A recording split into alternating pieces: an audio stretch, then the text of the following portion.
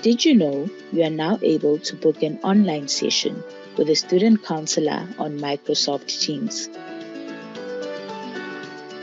To make a booking, simply click on the link or scan the QR code provided on our information page, or visit our webpage at www.unisa.ac.za/counseling and click on Contact Us, and then select Make an Appointment.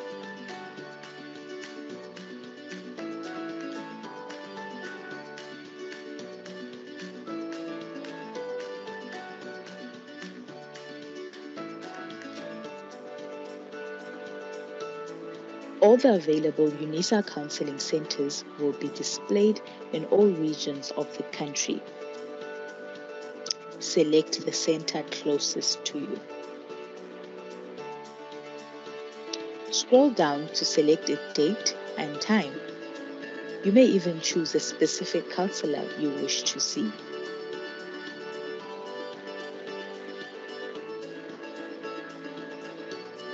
Type in all the required information. This will enable the counselor to assist you in the best possible way. And hit the Book button.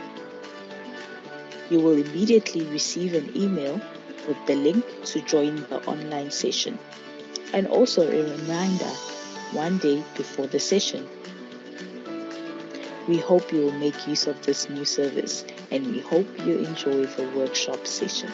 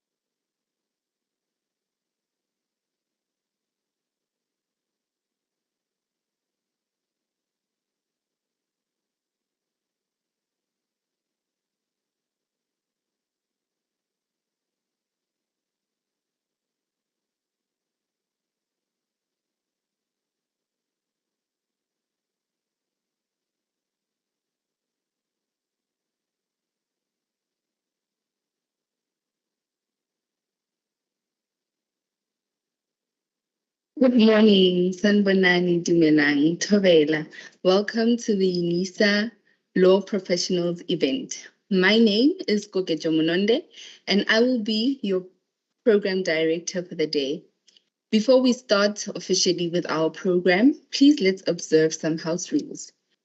May I ask that you keep your mics and videos turned off at all times, especially during presentation, so as to not interrupt presentation and also to help us with our data usage. Please make use of our reactions function that is provided to us by Microsoft to engage with our presenters as they are presenting. If you do have any questions, you may pose those in the chat box function provided by Microsoft Teams, or you may raise your hand, use the raise hand function, and during the Q&A session, we will ask you to open your mics to ask your question. Allow me to welcome our first presenter, or the person who's going to be officially opening the program for us, Mr. Makahani, who's going to do the opening, welcome, and purpose of the day. Mr. Makahani, the floor is yours. Good morning, colleagues and friends, and our distinguished guests, which are our students. I know the program sometimes it changes, you find that perhaps you receive the program and then you find that the things are not going according to the program that you have seen. It's due to load shedding. We know that. My name is Patwan Makahane. As you can see there in the program, that hasn't changed. It's still me. I'm a student counselor at Unisa Gauteng. My job is very simple. It has been simplified by because I've got 2 items to do, and I was given 10 minutes. But I realized that 10 minutes will be too much. I might wrap this in less than 5 minutes or 5 minutes or so. Right. I welcome everyone, our presenters who always, every year, year in, year out, when we call them, they leave their busy schedule and try to come and assist us, including our colleagues who have got busy schedule now. Students are registering, there's queries and so on.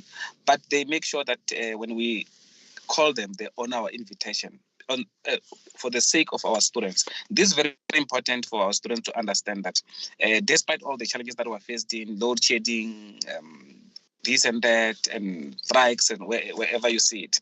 But at the end of the day, there are some people who wanted to go beyond to assist our students. That is very interesting. And having said that, it's very important for our students to realize, which is our distinguished guest here, to realize that despite all the challenges that we have in life, we should strive to be the best. That means that resilience stand out everywhere we go. You will never be a resilient person if you don't go through issues that is beyond your control. You need to go beyond things that is very terrible in life in order for us to say this is a resilient person. Having said that, I welcome everyone, and this will be the opening of our law professionals. Then the second item that I was tasked to do is to give you the purpose of the day. I think I've got something that is, it's kind of a joke, but it makes me wonder, I just want to let you hear this. It makes me wonder. This was coming from Bishop Hassan Kuka.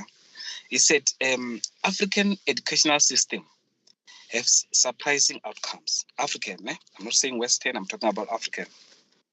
The smartest students pass with first class and get admission to medical and engineering schools, right? I'm not one of them, so which means I might be the second class or the third class. The second class students get MBAs and LLB to manage first class students. Listen to that. The first class students, they are admitted to medical and engineering school. Those are the top class, right? Because they need the maths and so on. The second class students, they get the masters in business administration, of laws and masters in laws to manage the first class students. This is very interesting. The third class students enter into politics and rule both the first and the second class students. The failures enter the underworld of crime and control the politician and the businesses. And the best of all, those who didn't attend school become prophets and everyone follow them. That is the thing that happens in life, So in life, we always have things that we do. Whatever we do, you will always have to submit to someone. There is no way wherein you are living in space whereby you will be in a special space whereby no one is controlling you. You are controlled one way or the other. It doesn't matter. There might be somebody who's controlling you. You might be very educated and extremely educated. You stay in Center and so on, but you are scared of crime, isn't it? So those are the kind of things that we come through in life and so on. Law is a very, very interesting qualification, profession. We all day in, day out need lawyers, because we always come across challenges that we're faced with. But today, you are going to hear expert on those fields who will tell you. Because I, for one, I will tell you about psychology. I won't tell you about law. But we try to get and gather those people who are working already, who have got experience, who will tell us, because we only tell you about the career of law. We explore it, we work through with you. But after then, beyond that, when you are working, we don't know what happens there. But here, we manage to put people together, the experts, to assist you to understand what law professionals is all about, the behavior repertoire of law person inside the law profession and outside the law profession. You've been watching the cases, the Oscar Pistorius, you've been watching the cases recently, you have been making your comments, you watch the YouTube, you watch the Twitter buzzing about the comments. So now, here today, we have got the advocates, we have got the lawyers, we have got people who really have the first-hand information. In research, we will be talking about primary data. So you are so lucky. I mean, that is to be lucky to be able to to get the first-hand information before it's diluted, wherein you're gonna get it from the second-hand or secondary data or tertiary data. But here you are going to get a first primary data from the horse's mouth in a lay person's language. You are going to get all this under the shelter of the law professional workshop that we're going to dish out to you today. Having said that, I think I've exhausted my time, even if my time is not finished. But I think we have spoken about everything that you need to know and be prepared. I think the ground rule has been laid down, and we cannot say much about again, because you need to listen to what they are saying and take whatever they say, because these people, they've been there, done that, and it will help you to be able to explore and understand what law is all about, because you don't want to be taken out of the role because you do not understand the procedures. But having to listen to them, you will then start to understand whether it's law is for you. If not, what else can you do, and so on. What kind of law are there? Because it's not only lawyers, there are advocates. There's there's those one who are responsible for when your house has been taken, whichever they call it. But we are going to get the expertise today to tell us about that. I thank you very much. My name is Patwana again, Makahane. So counseling department is our department. We thank you very much, and thank you for listening. Thank you so much, Mr. Makahani, for the warm welcome and explanation of why we are gathered here today. And I hope that our students and all our guests will absorb as much information about the profession of law as they possibly can. Since our program has officially been opened by Mr. Makahani, allow me to welcome our first presenter, who works at Unisa Admissions, Ms. Danielle Ludik. Please take the stage.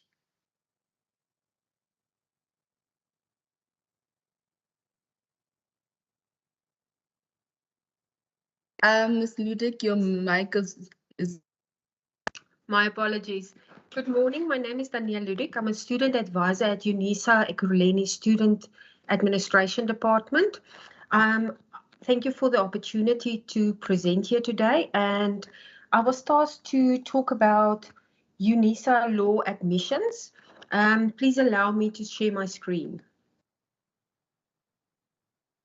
Just a moment.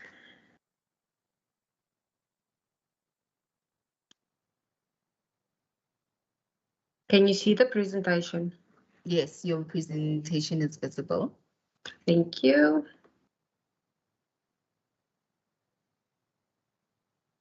Just a moment.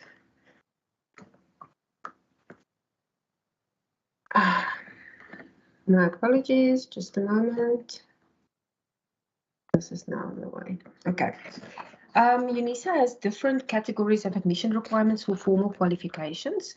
We've got statutory requirements, which refer to the matriculation exemption on the senior certificate if it was obtained prior 2008, or the national senior certificate is applicable to matric certificates obtained after 2008, and this requires a degree endorsement or a bachelor degree endorsement or a higher certificate endorsement or a diploma endorsement.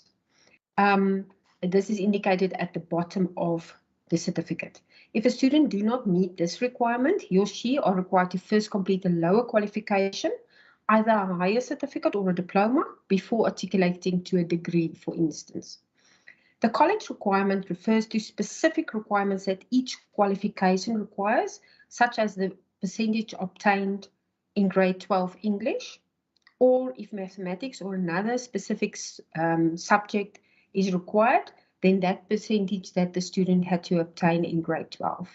The AP score we also look at, and that is obtained, or which you obtained on the senior certificate. I'm not going to go into the specifics of how it is determined, but just to give you an idea, for the senior certificate, we make use of a conversion table, and for the national senior certificate, we add the achievement levels for each subject, but not including the life orientation. Now, Unisa offers 4 undergraduate qualifications: the higher certificate in law, that is in law, yeah, the diploma in law, the Bachelor of Commerce in law, and the Bachelor of Law. If we look at the higher certificate in law, Ms. Ludek? Yes. Apologies for the interruption. May you please put your presentation on presenter mode so it's more clearer to our guests? Guide me, where do I do that?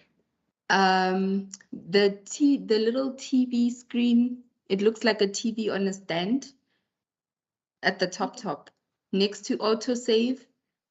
Oh, this one? Yes. Is it better? Yes.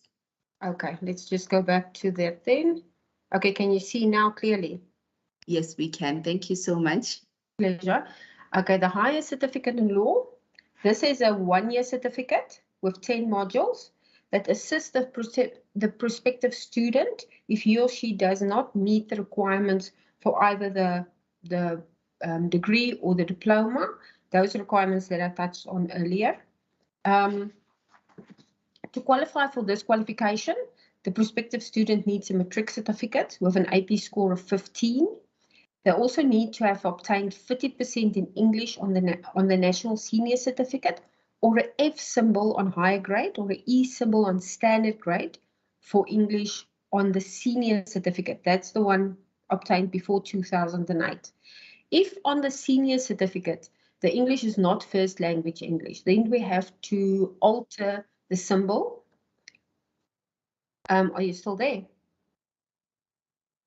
Yes, we can still hear you. You have to alter the symbol, so it would become an E symbol on higher grade and a D symbol on standard grade. For the National Vocational Certificate, level 4, they require that you have at least 40% in the language of teaching, which is English, in terms of the National Senior Certificate. Then we look at the Diploma in Law. This is a 3-year diploma with 30 modules. To qualify for this qualification, the prospective student needs a matric certificate with an AP score of 18. So my apologies. Further, 50% in English on the National Senior Certificate, or on the senior certificate, they require D symbol on higher grade and a C symbol on standard grade. Again, if it's not first language English, then we'll alter the symbol that is required to a E or a B. If you do not meet these requirements, then you can articulate to the diploma by first completing any higher certificate at a public university or approved private higher education institution. We can look at the Bachelor of Law next. This is a degree. It's a 3-year degree. The APS score required is 21. You also need a matric certificate, either a national senior certificate where you need 50% in English and also 50% in mathematics. Now, on the senior certificate, you need a D symbol on higher grade or a C symbol on standard grade for English, and a D symbol on higher grade and a C symbol on standard grade for mathematics. Then further, again, if the English is second language, we will alter that symbol required. If you do not meet these requirements, you could articulate to the degree by completing any higher certificate, relevant higher certificate in the College of Economic and Management Sciences, the College of Accounting Sciences, and the College of Law, or the same relevant diploma, College of Economic and Management Sciences, College of Accounting Sciences, and the College of Law. For the Bachelor of Law, that is what is popularly referred to as the LLB. You need, again, a matric certificate with an AP score of 20. It's a 4-year degree with 40 modules. The national senior certificate, you need 50% in English. And on the senior certificate, you need a D symbol on higher grade or a C symbol on standard grade for English. And again, if you have completed a diploma or a higher certificate, then you can articulate to this degree. Now, Unisa offers also postgraduate qualifications. The postgraduate diploma in intellectual property law and management, the Masters of Law, the Doctorate of Law, and the Doctorate of Philosophy and Law. I'm not going to go into these admission requirements, but they are available on the website. Now, before you can study with Unisa, you first need to apply for your chosen qualification.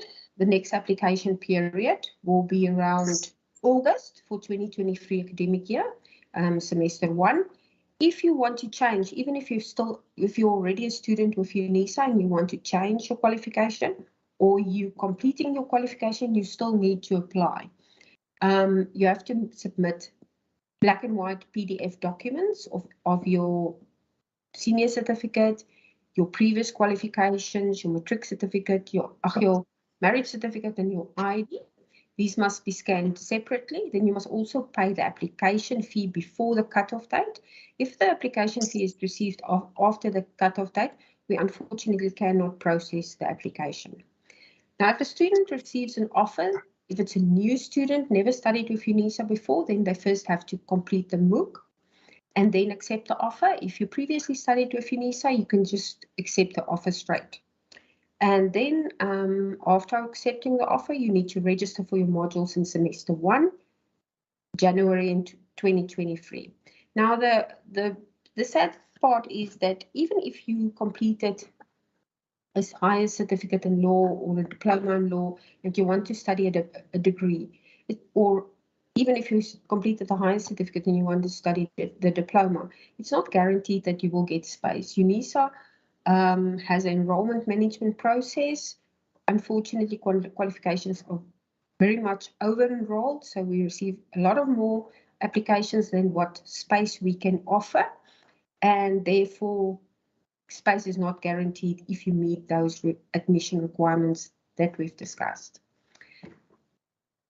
And that's it for my presentation. You're welcome to ask some questions.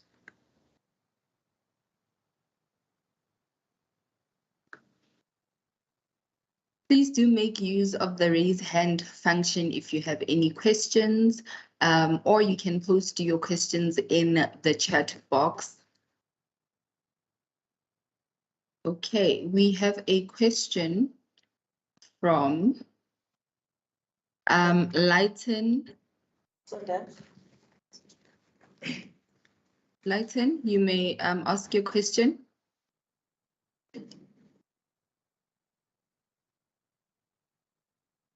Okay, we will ask Pinzi to ask your question, please. Hello, I'm Simlindi Dendasha from Unisa. My question is, how long does an offer stay in the system? Stay for how long? Currently, they actually indicate, I think, 10 days on the offer, but currently we don't reverse those offers. Only if you accept another offer does that offer close. So at the moment, there's not a time period on it, but it is only for the next registration period. So if you applied in August, it's for the first registration period. Say, for instance, August 2022 will be for admission in semester 1, 2023, January 2023. If you did not register in 2023, and even if you did a temporary registration and you did not pay, then in the second semester, you won't be able to register. That offer would have lapsed. Does that answer your question? Thank you.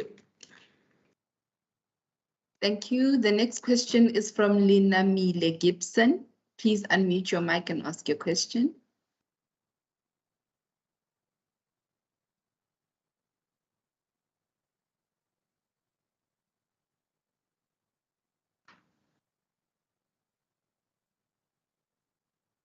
Hi, Gibson. I see your mic was unmuted, but we still could not hear you. Please unmute and speak a little bit louder. Thank you. Oh, can you hear me now? Yeah. Definitely. Okay. Yes, I want to ask. I was a final year student last semester, so I'm still waiting for my results and the qualification to be audited and everything. So I have accepted an offer for BCom Law, but then I cannot register as I'm still waiting for the process to complete insofar as LLB is concerned. So what options do I have? Because I think the qualification will be finalized after the registration period. If you've already accepted offer, then that auditing of the qualification should not stop your registration. Are you close to a Unisa service center or regional center?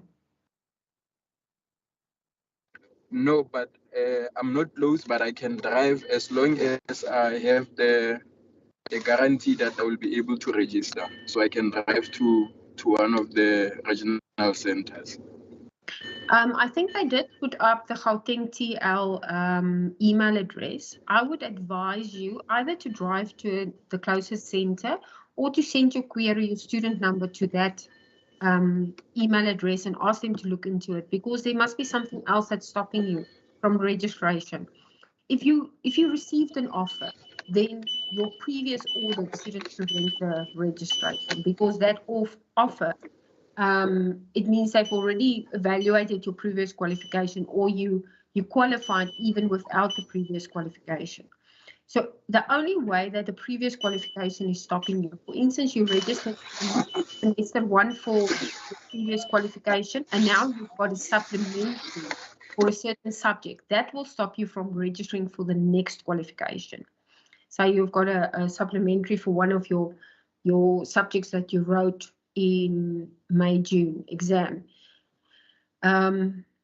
Then unfortunately we can't assist you. But if it's finished, you haven't got any supplementaries, there's no modules anymore registered, then you should be able to register. So I think we can.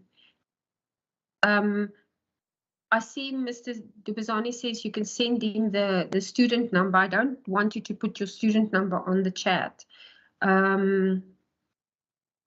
That's why I said please send it to Gauteng TL. I don't know if Mr. Dubazani wants to put his email address there. I'm not sure. But otherwise we will put the Gauteng TL address for you to send, because it's a bit difficult on this public chat to get personal information from you. Okay. Thank you. Our next question is from Nkosazana Ndlovu. Please ask your question, unmute your mic. Thank you. All right, thank you so much. I think I missed 2 slides. The one for the BCom, Bachelor of Laws, which is the LLB, and then the postgraduates ones. I don't know if the lecturer can go back and show those slides, because my question is in relation to that. Okay, you said the Bachelor of Law and the other one? The one on the postgraduates. There's no slide on that one. I did not go into the admission requirements for that. Okay. But the admission requirements will be on the website for you for that one. Let me go quickly back to the Bachelor of Law. Just hold a Okay. moment. Thank you.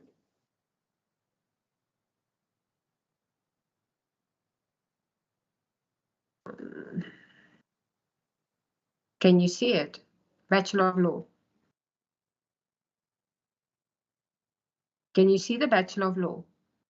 Yes, ma'am, I can see it. Thank you. Okay. A quick one for me. I've got this debate with my employer at the moment where they're not recognizing the LLB as a postgraduate. They see it as an undergraduate degree.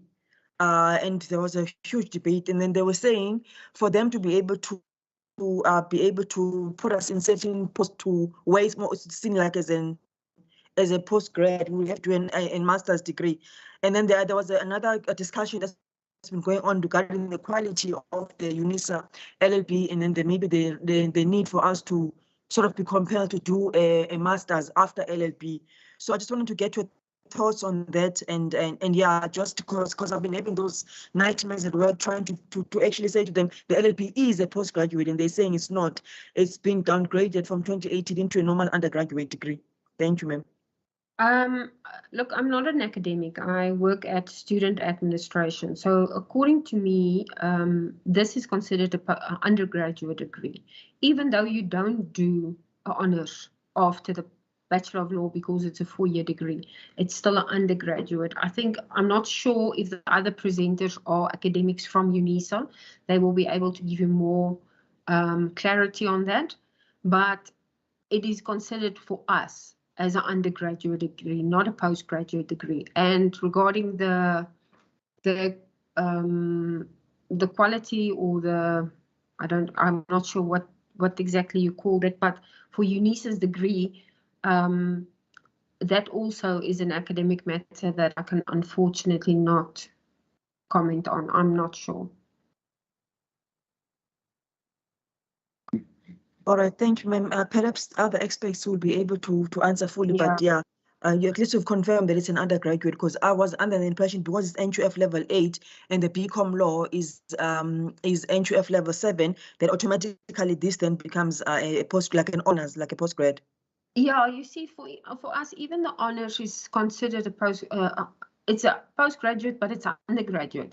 It's a difficult debate that me as an admin cannot really go into. I don't know why, because if you go to the library, for instance, and you're doing honors, you can't go to the postgraduate section. So, and that's an NQF level 8. But like I said, unfortunately, I don't have the knowledge to really give you an answer on that. Unfortunately, I'm sorry. No, it's fine. And then can you quickly go to the slide that you did? I know you didn't put the admission requirements, but the one for the postgrads on the law. Let me just go back. Sorry, that one. Okay. Yes. Just wanted to.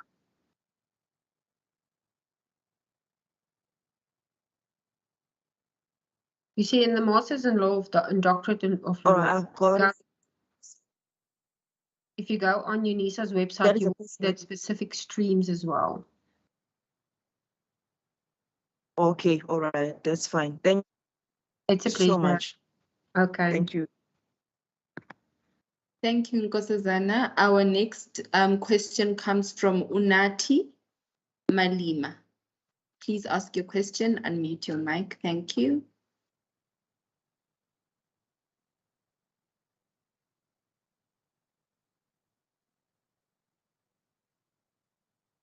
Okay, we'll come back to Unati, seeing as though her mic is still off. The next question will come from Kanyisa. Kanyisa, please unmute your mic and ask your question.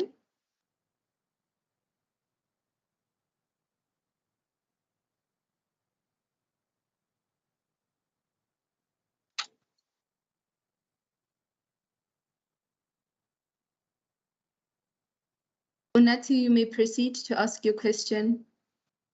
Hello. Hi. I'm able. I'm doing higher certificate in law this semester, and I would like to ask if I can register when the applications are open for a Bachelor of Law. And if I can pay the application fee. Okay, if you are completing your higher certificate in the October-November exam, then you must apply, yes, for your follow-up, so for your Bachelor of Law. I must apply this year for 2020. For 2023, because you will be completing your higher certificate.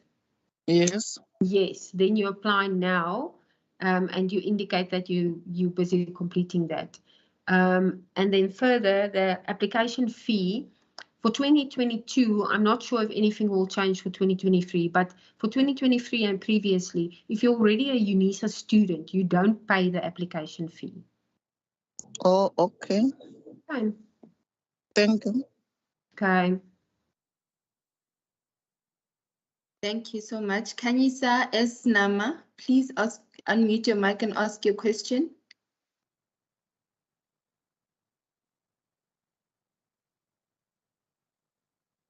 Okay, Kanisa may be having a problem with connectivity. I will move to Tsirofatso. Please unmute your mic and ask your question. Hi, can you guys hear me? Clearly. Okay. Doing the higher certificate in law. So what I want to ask is, will I be credited for some of my modules that I'm doing this year in terms of me applying for the Bachelor of Laws next year? Yes. Yes, there is some. I now exactly, I think it's 2 or 3 modules that is exactly the same. So ILW 1501 and I can't remember the other ones, but yes, those modules, that's the same. You can check on your curriculum. So if the subject or the module code is the same, then you can apply for credit exemption on my Unisa under my admin. Apply exemption, you do it there. So will that take down the amount of time that I need to complete? Because LLB is 4 years, right? Yes. And then high certificate is a year. So will it take down some of the time that I need to complete, or will it be still 5 years? It will still be the 4 years for the degree, because I think it's only 3 modules, if I remember correctly. So those 3 modules will not take down the time a full year, you understand, because you will still have 37 modules to complete, and you can complete a maximum of 50 modules in a year, 10 modules in a year. But maybe in your final year of studies, if it's 3 modules, I'm talking under correction here, I can't remember exactly, then you will be able to maybe cut down on a semester. Yeah, because you can do in your final semester of study, you can do 7, you can apply to do 7 modules. So that is possible, but it will not decrease by a significant amount of time. Okay, no problem. Thank you. Thank you.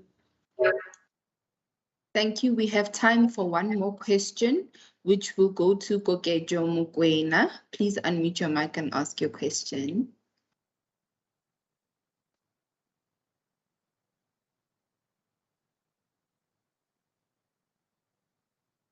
Kokejo? Okay, I'm going to move to Noya Noi. Sorry, I'm sorry if I didn't pronounce your name right. Please unmute your mic and ask your question.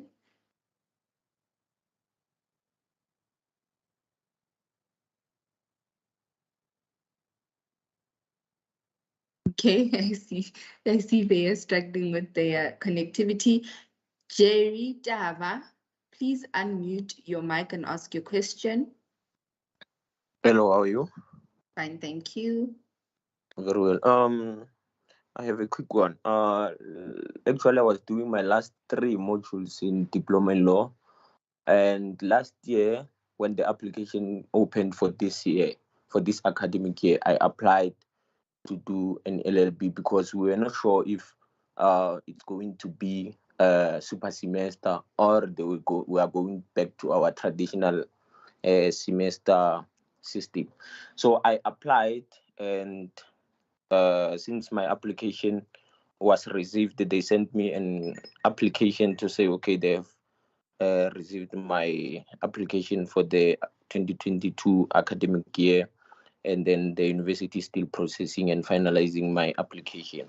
Then provided that they receive my results. So I'm asking that because now the year has been divided into 2 semesters now.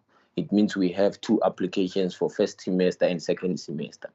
And I have applied last year for this academic year. So I'm asking if whether now, because I've completed my last 3 modules, and then it means next semester I won't be studying if they have not finalized my LLB application so that I can enroll for second semester. I'm asking if it's going to be the case now that due to unforeseen circumstances whereby we thought as students that now the year we are not sure whether it's going to be a super semester or semester is going to be divided into 2 semesters, and we applied for second semester and first semester last year. So is it going to be the case now that second semester we who have applied, once they get our results now currently in July, we will be allowed to register for second semester for LLB? That's my question. Thank you. Just get some clarity. Did you apply in August last year for this year? Was it in August? I don't remember when was the application, but it was last year towards the end. Okay. If you Yes. applied last year for this year, that Yes. would have been for the first semester.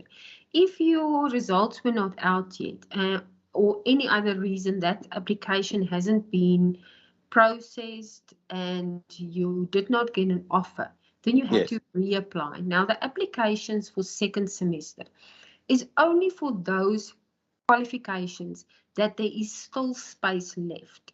So Yes. there's a limited number of qualifications that they make available for application in the second semester, and LLB was not one of them. So you will need to reapply in August for 2023. You will not be considered for second semester, unfortunately.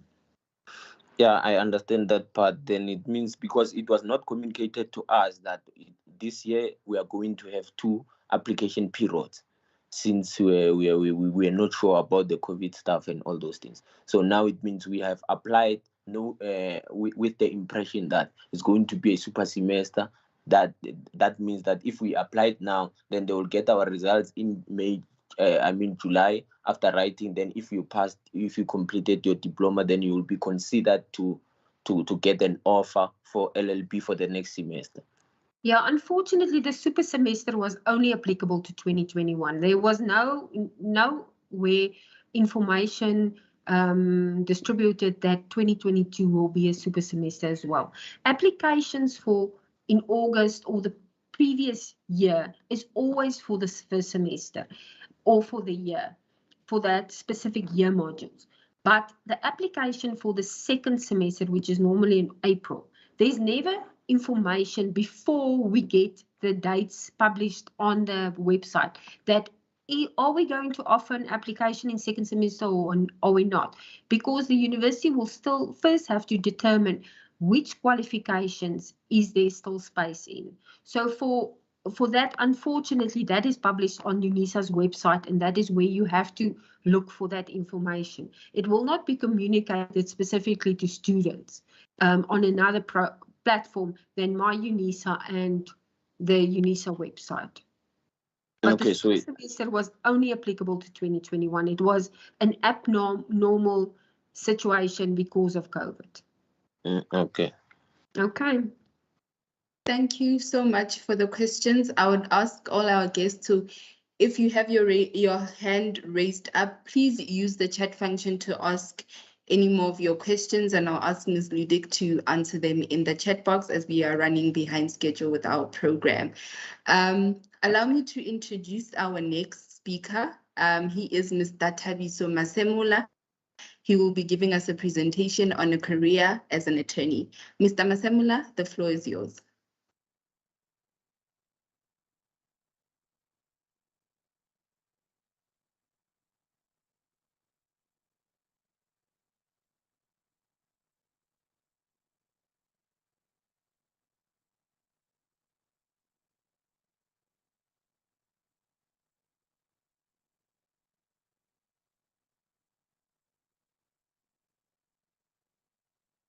Mr. Masemula?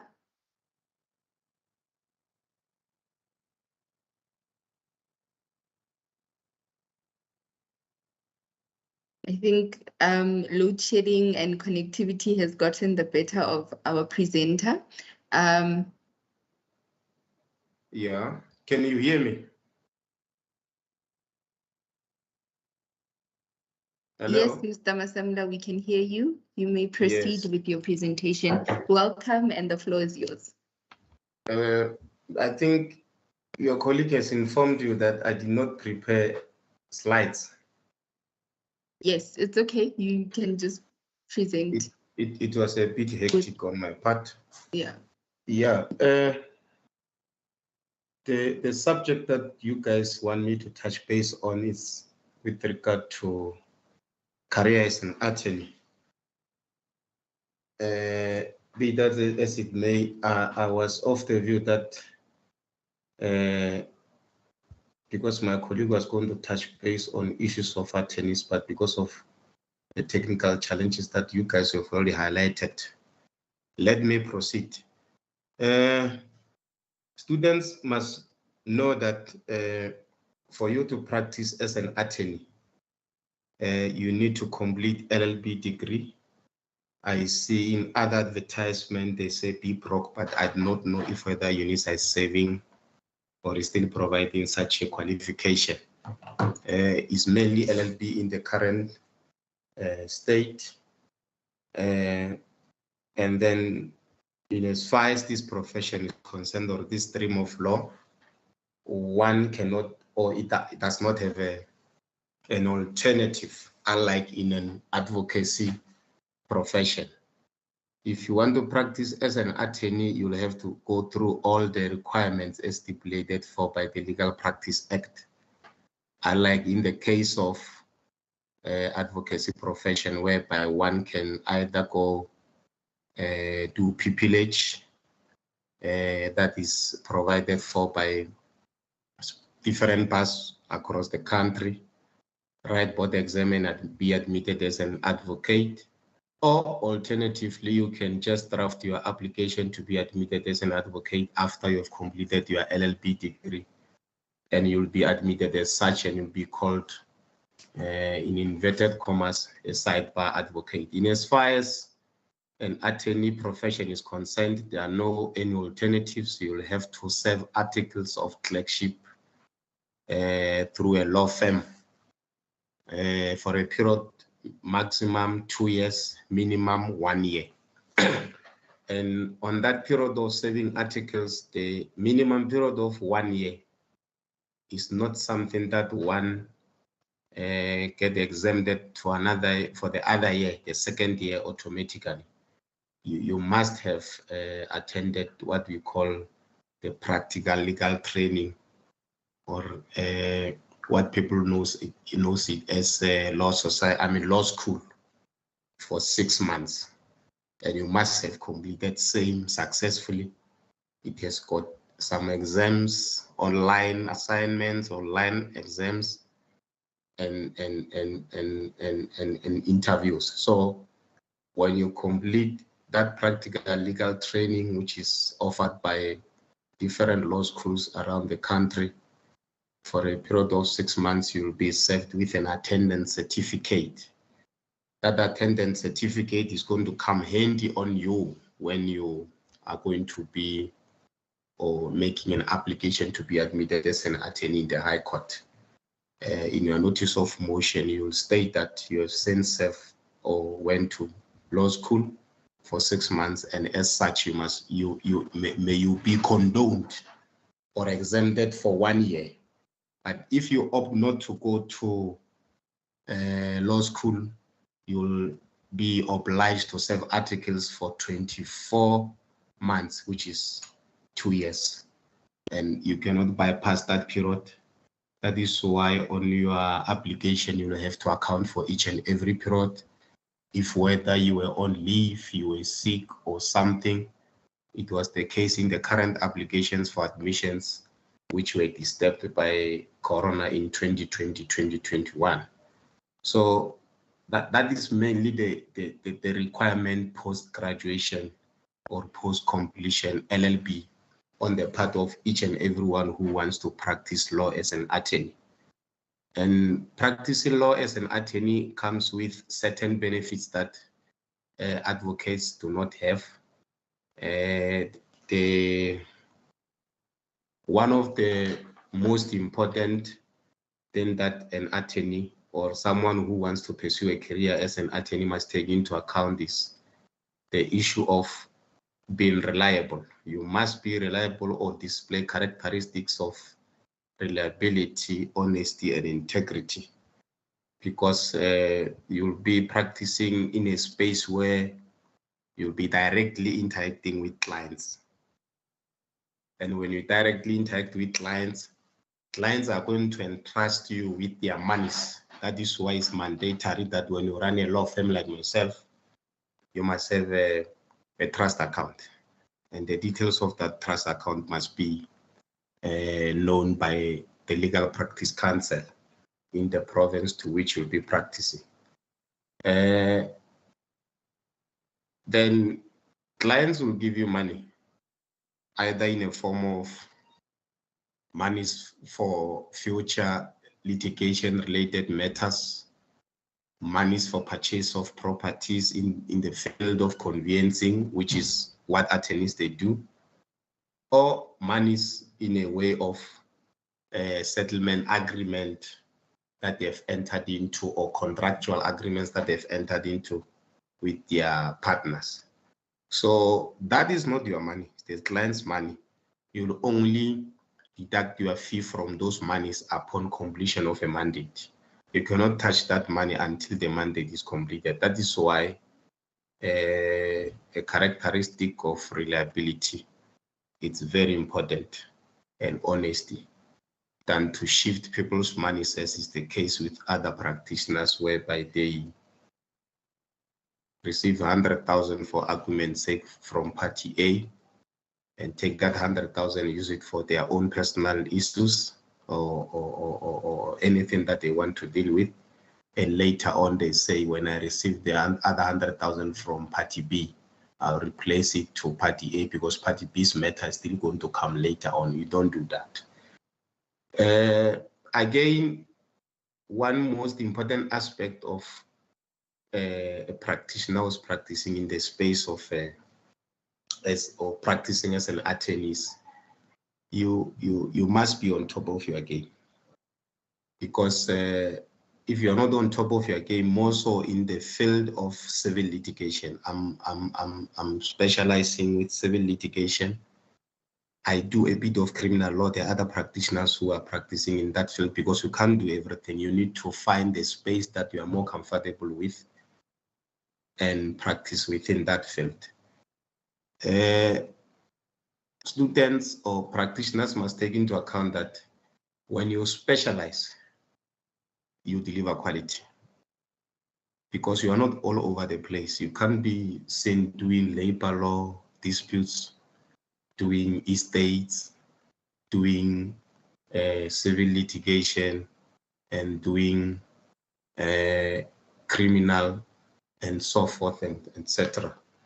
You need to specialize so that you can develop yourself within that field of law, such that the service that you provide to your clients, it can be a top-notch service, because you'll be having enough time to understand all the requirements, what it takes, and what is it that your papers must entail. I'll speak mainly of papers because that is where I mostly do matters.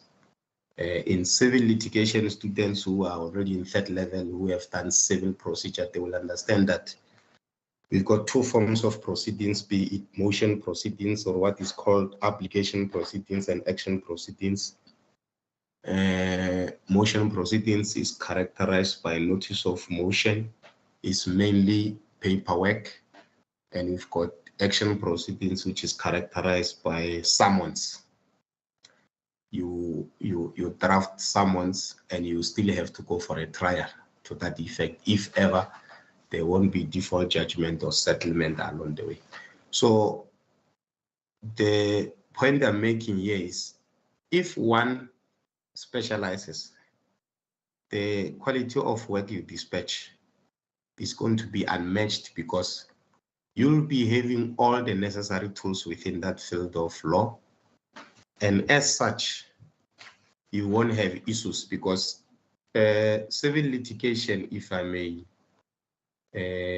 make many examples about it, is not an easy field to practice in. It is coupled with costs.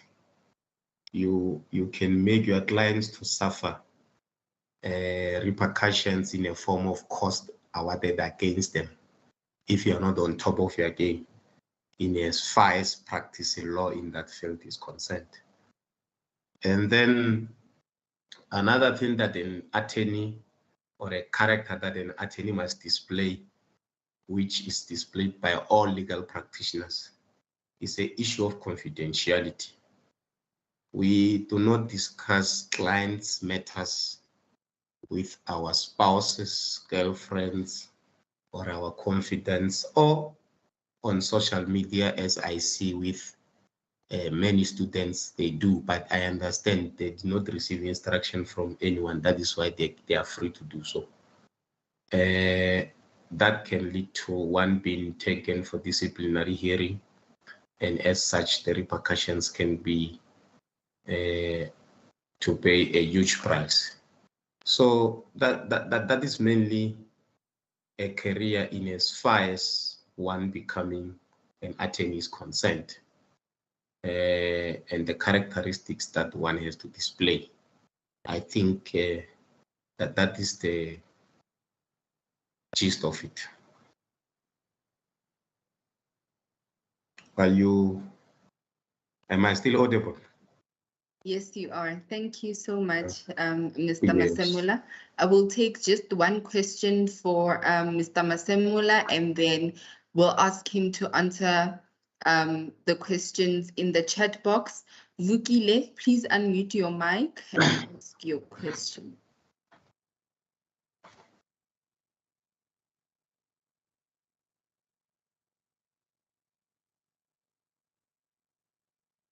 Vukile?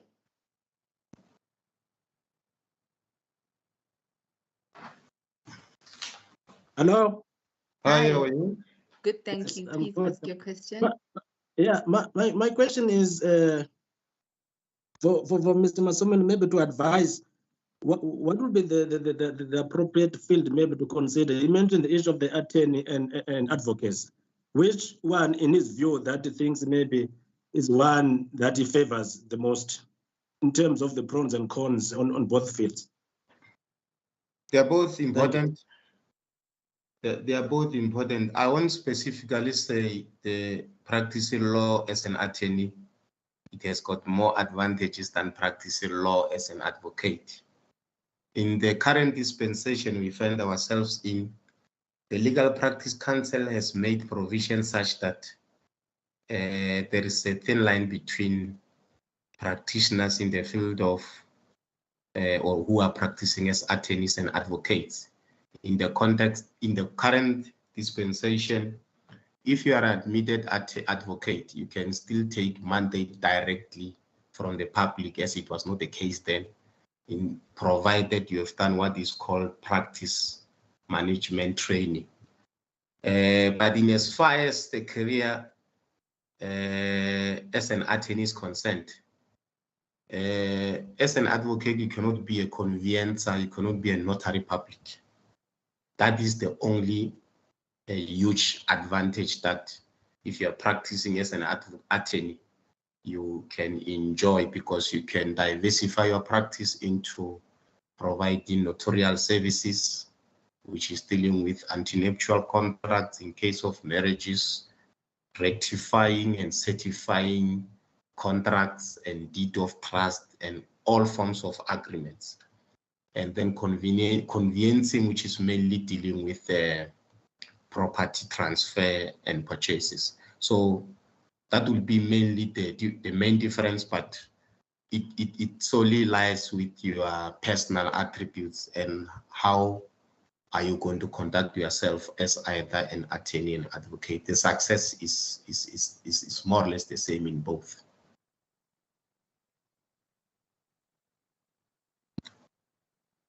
Thank you so much. Thank you so much, Mr. Masemula Bugile. I hope you are answered. I will ask that our guests please post your question in the chat box as we are running behind schedule with our program, and Mr. Masemula will answer your questions in the chat box. Thank you so much for your understanding and cooperation. I'll do so. The chat box, but it's fine. I'll address their questions on the chat box. They can ask anything in as far as this profession is concerned. We'll assist. Thank you. Thank you so much, Mr. Masemula. Thank you. Our next speaker comes from ENS Africa. She, excuse me, she is a senior associate in the dispute resolution department at ENS Africa. Her commercial dispute resolution experience includes disputes in various divisions of the High Court of South Africa and Magistrates Court, as well as African jurisdictions, namely Zimbabwe, Botswana, and Eswatini, and commercial attribution proceedings under the auspices of AFSA and ICC. She has experience in disputes relating to the enforcement and interpretation of commercial contracts, property and lease disputes, mining, estate disputes, fraud, recoveries, debt review, and eviction applications. She also has considerable experience in the attachment of private and commercial aircraft. Ms. Beverly has worked with her clients from various sectors, including financial institutions, mining houses, local and international companies. Ms. Beverly Westhuizen, please take the stage.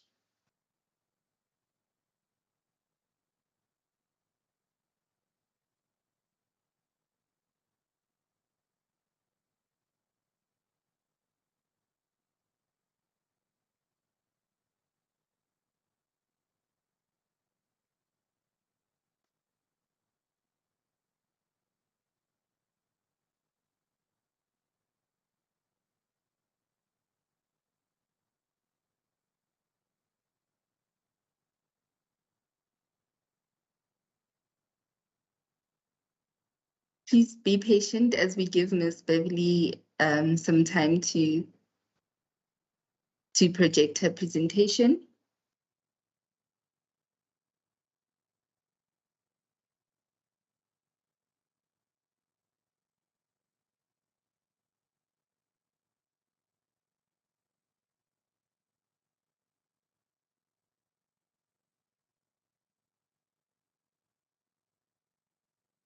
Good morning, Ms. Beverly.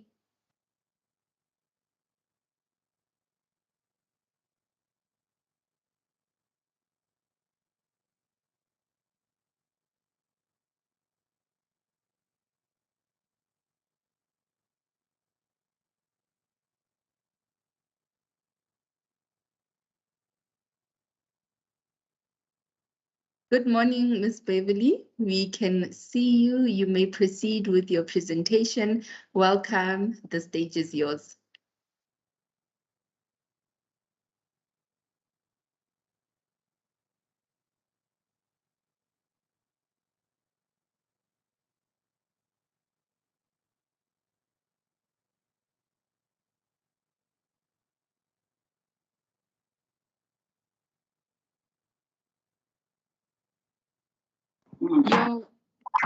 Oh yes, I can hear you now. Ms. Beverly, your mic is on mute. I don't know your audio. We cannot hear your audio.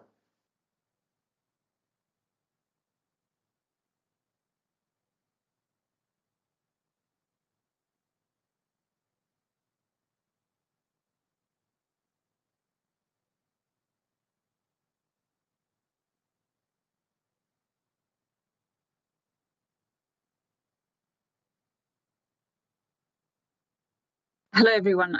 I apologize. Please just let me have an indication if you can hear me. I apologize for the technical difficulties. I couldn't hear the presenter. Definitely, we can definitely hear you loud and Wonderful. clearly right now. Thank I'm you. sorry then. Sorry then about that. I didn't hear the introduction, but just to let you know, yes, I am a legal practitioner practicing at ENS Africa. I have been asked today to come and join this event, which I think is very exciting, and I really appreciate the opportunity just to speak a little bit regarding what firms may be looking for when recruiting candidate legal practitioners, previously known as candidate attorneys. Just before we kick off, just to mention that there is no closed or concise list of attributes or characteristics that are sought in candidate attorneys or candidate legal practitioners. There may be a few attributes that are desirable, that are often sought, but it's certainly not a closed list. And my strongest advice to each of you would be to be yourselves and present yourselves and who you are and what your unique skill set is during any interview process, because a prospective employer is looking for you, the unique you and who you are. They're not looking for a box ticking exercise. Right. Now, having said that, I am going to share my screen as I have some slides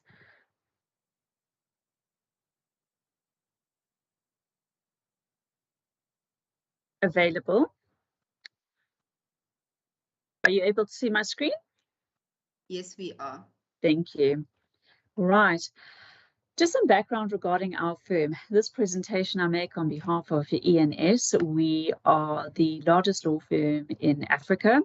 We have over 600 legal practitioners practicing across 12 offices in 7 countries on the continent. We're very excited about this. We are very excited about the work and the scope of work and opportunities that present across the continent. So we are not simply a South African-based office.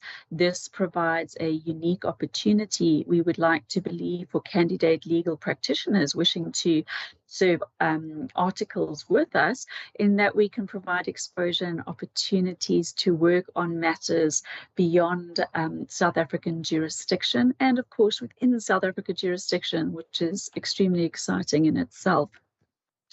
Now, South Africa provides legal, tax, forensics, intellectual property advice to both local and international corporates, together with a dispute resolution and corporate commercial and various other departments. If you look at our website, you'll see we are a full service law firm, which means that if clients approach us, no matter what area of law or what their particular complexity or issue is at that time, we would like to believe that we have a practitioner or an expert that is able to assist them. Due to the size of our firm and the depth of our senior resources, we are able to service all clients across the board, whether they are private individuals or companies. We also have deep experience in operating across the African continent, as I had mentioned, and we are considered and have been considered for some time to be a preeminent and leading firm in the market. And the reason for this is that we strive to achieve novel and creative solutions for our clients' problems. And this will feed into what we look for when hiring candidate legal practitioners. Now, I have a chart, a pie chart here, where I have tried to create sections that demonstrate the types of skills or attributes that an interviewer may be looking for, or a firm may be looking for, in candidate legal practitioners. As I mentioned, however, this is not a closed list. You do not have to tick box and fit yourself into this chart. The best opportunity that you will have is to be yourself and to present yourself as you are, showing your interests and your unique offerings for a firm. But based on hiring trends based on certain characteristics that would always stand individuals in good stead, no matter what career path they take. We have created a chart here that we hope will inform you as to some of the skills or aspects that may be sought by a prospective employer when seeking articles. Now, the first sector that you will see there is we look for diligence and application. What this means is we are looking for a candidate who has demonstrated that they are diligent and committed to whatever task or activity they have before them, and that they have applied themselves. Now, one way in which you can demonstrate this to a law firm is to show them your academic performance through the duration of your LLB or other tertiary education studies, as well as your higher education studies. This is one method in which you can show that you've constantly applied yourself, you have performed consistently well, and that you have done your best. There are other ways, of course, and if there are other areas that you have committed yourself to, applied yourself in, you can present those in your CV and during an interview to show that you are a diligent person who will apply themselves to the work that is provided. Another attribute that is very positive is to be able to demonstrate your general standard of productivity. In law, as with many other careers, the goal is to produce the work that your client has asked you to produce. As such, it's important to be able to demonstrate to a prospective employer that you have a good standard of productivity, that you're able to turn the work around, and that you're able to turn it around with good results. Now, one way in which you can demonstrate this again is through your academic performance, to show that you've had an excellent standard of productivity, that you have dealt with all the assignments, the tests, the exams, and any other extracurricular requirements that you may have, and that you have produced the results that were required of you by your degree. Again, focusing on the academia is just one area.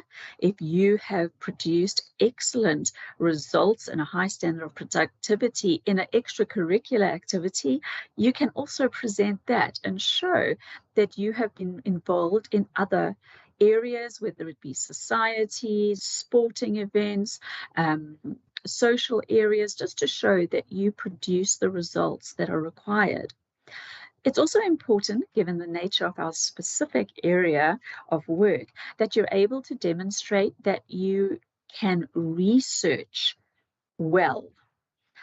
This is a skill that you will most likely have acquired and honed in on and really polished during your LLB studies and any other tertiary studies you may have undertaken when preparing assignments, whether studying for tests, and therefore those assignments and those research topics given to you during your studies are very important, because they're actually preparing you for your future work and your future interviews.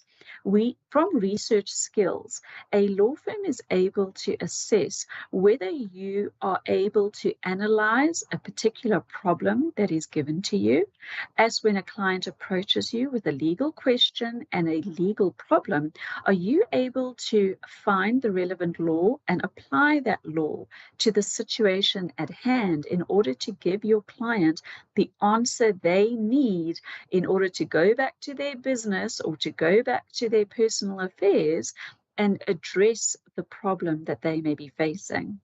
That's why research is not simply an academic exercise. It is in fact an exercise that will give you the skills you need in order to develop a practice and to provide practical advice to your clients one day. Therefore, it's very important. Law is a people-facing, or I should say being an attorney is a people-facing job. It's a career that you are unable to progress in without engaging and dealing with people, whether that be with your colleagues within your law firm, whether it be with counsel, advocates at the bar, or whether it be with your clients, most importantly with your clients. So it is very important to be able to demonstrate that you have developed an excellent set of people skills. Now, this thankfully is something that you have been training for since the day you were born. Every interaction you've had with people, whether it be parents, friends, family, lecturers, employers, if you have been working to date, those are all opportunities to develop a skill set in people skills. And those are areas that are very important that you demonstrate in your CV. So any extracurricular activities that you've had, it doesn't only show your commitment and your participation to other events and the breadth potentially of your personality and your personal interests, but it shows the employer that you have had a diverse set of circumstances in which to develop people skills, because every new environment or context that you place yourself into requires you to respond to the people around you in that context. So in your CV, we would encourage you to set out those areas that you've participated in. So whether it's societies at university, whether it is private clubs, sports, whether you are involved in a hobby, whatever it is, and it doesn't have to be anything that you consider to be overly, glamorous or anything like that. Whatever interests you have, think about your life and how you fill your time outside of your studies, whether it be participating in groups, as I said, charities, anything that you, or even if you just have a hobby and you really like, whatever that might be, knitting, sculpturing, collecting items, various sports, that's very positive, and it's important to put those things in. Also, just to show that you have the ability to engage with people who are your peers, people who you are able to mentor, so those who are junior to you in whatever field you happen to be in, to show that you have the ability to help mentor and raise people with you, and also to show that you are able to engage with those who would be people you report to, so people who are more senior than you in your context, whether that be your lecturers, your parents, heads of any societies that you're involved with. Those are all excellent skills, because wherever we go in life, there will be those who we are reporting to, those who are reporting to us, and those who we are engaging with as peers. And it's important to have well-rounded social skills in relation to all of those, because law is a matter of teamwork. And if you can work in a team, that is an excellent attribute to show.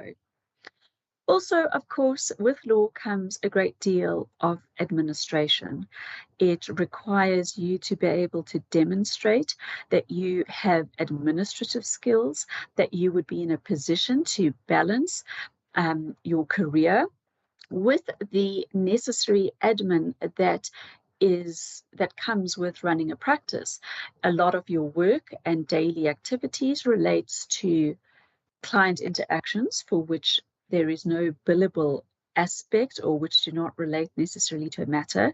You have to deal with your invoices, your accounts, you have to return phone calls, you have to keep on top of various legislative requirements like FICA, and making sure that your client files are all in order and that you've complied with FICA requirements for government reporting purposes. As such, it's important to be able to show in your interview that you have been able to balance your studies with other aspects in your life, to show that you will be able in practice to balance your workload with those aspects that are more administrative in nature.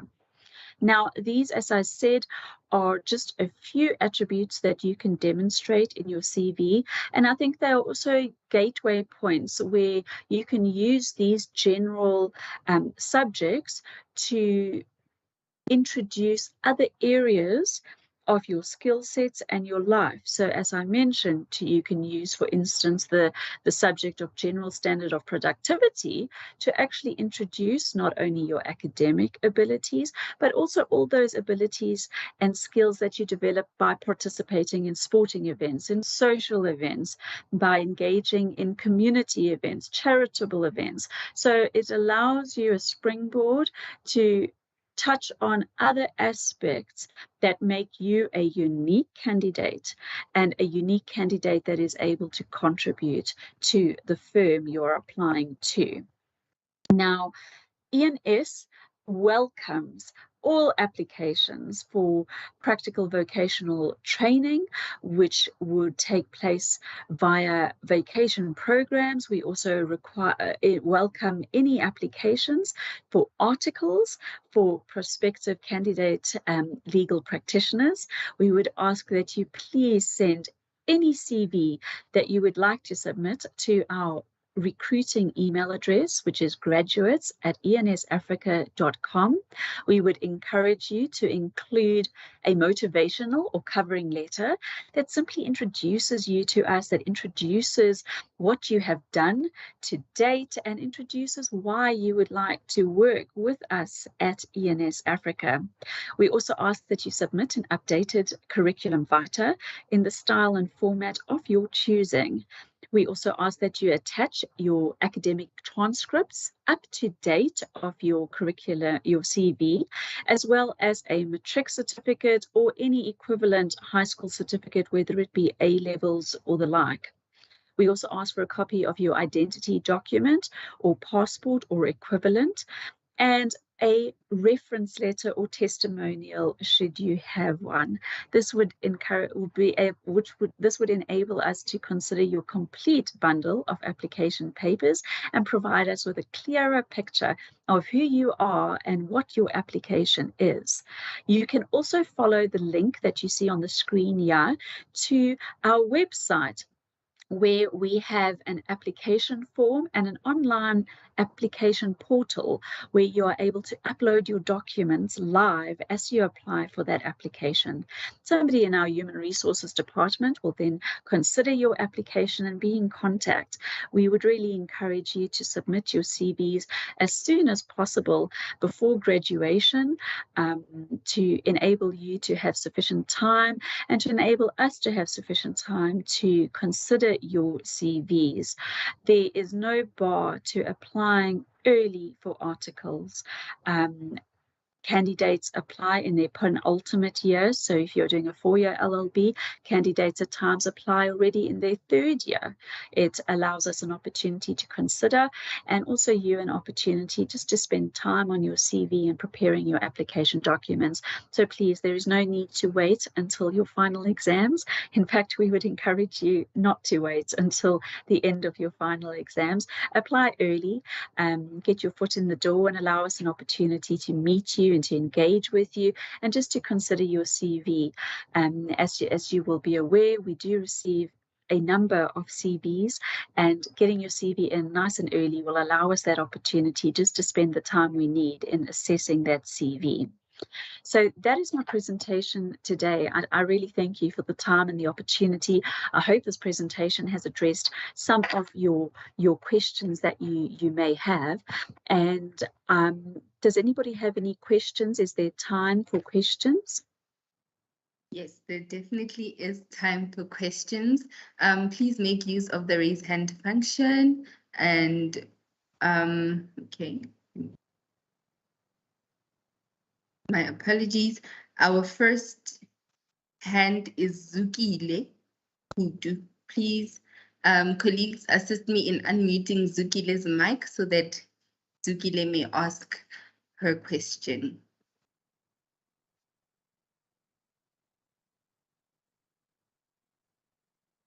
Zukile, you may unmute your mic and ask your question.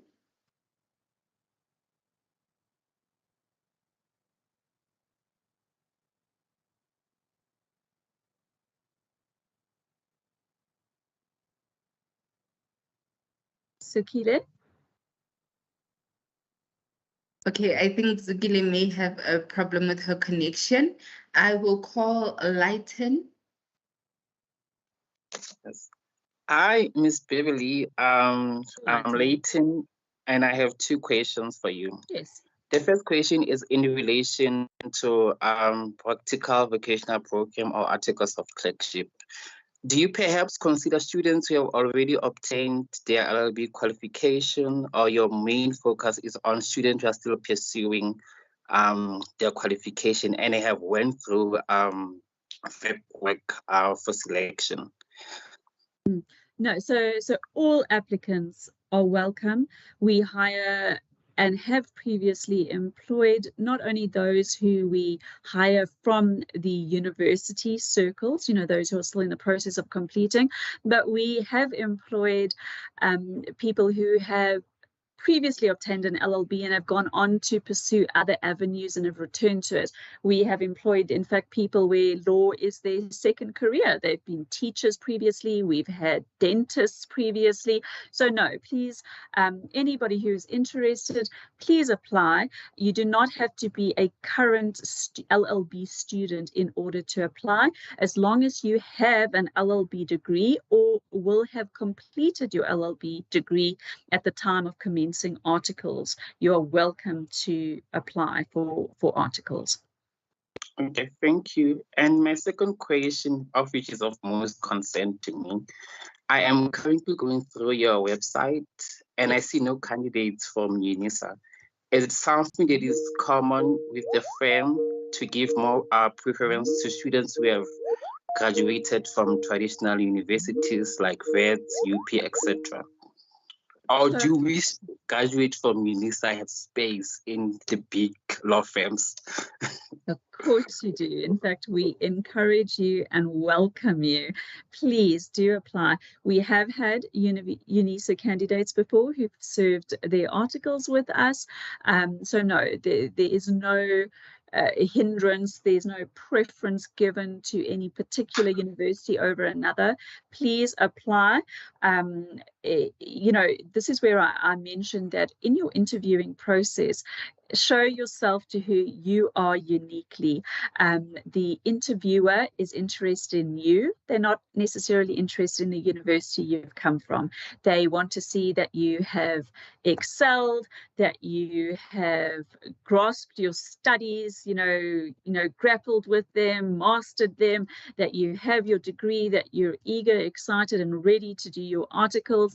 And that candidate, the right candidate, can come from any law firm in this country. There is no preference. And I assure you, we have employed and do employ Unisa candidates. Thank you, Ms. Oosthuizen. I will take one more question and request that all others who have raised their hands, please ask your question in the chat box. And Ms. Oosthuizen, can you please answer those questions in the chat box? Our last question taken from the risen hands is Sharon Knowles. Please unmute your mic and ask your question. Thank you. Good morning. Thank you for the presentation. So I'm one of those people who are on the fairer side of 50 and have changed degrees. So busy doing my final year with the LLB.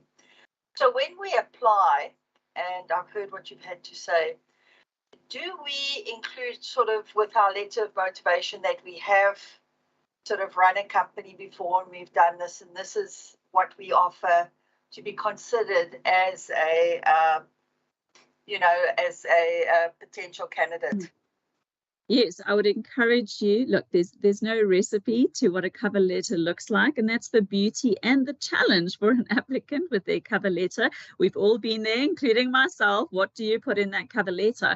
And the point of the cover letter is really to show us who you are. So this is an opportunity for you to demonstrate what you uniquely bring to the table. And if your unique offering is the fact that you have experience in running your own business successfully, that you have experience in client-facing work, that you have really done excellently in business and had that exposure, that is definitely something you may want to put on the table to show that that is part of your unique offering that makes you different and makes you stand out from potential other LLB students. And that's the beauty of a cover letter. The LLB will be the general common factor that all applicants should have in common. What makes each candidate or each application different would be those personal aspects that you bring out, those areas where you have excelled because of who you are and because of your personal interests. So yes, by all means, please set out those factors that you believe set you apart from, you know, potential other applicants, and those characteristics that make you unique. It is definitely something that is important for all candidates to set out. Thank you. Thank you so much, Ms. Oosthuizen, for your presentation. Thank you, everyone. Thank you so much. Please do ask your questions in the chat box for Ms. Oosthuizen to answer for you. Moving on in our program, our next speaker is a legal advisor at Mutabatsindi Duma Attorneys Incorporated in Pretoria. She graduated with cum laude in LLB in 2018 and did her articles in 2019 to 2020 and is graduating with their Masters in Law later this year. Please allow me to welcome Melita Shumba. The floor is yours, Melita.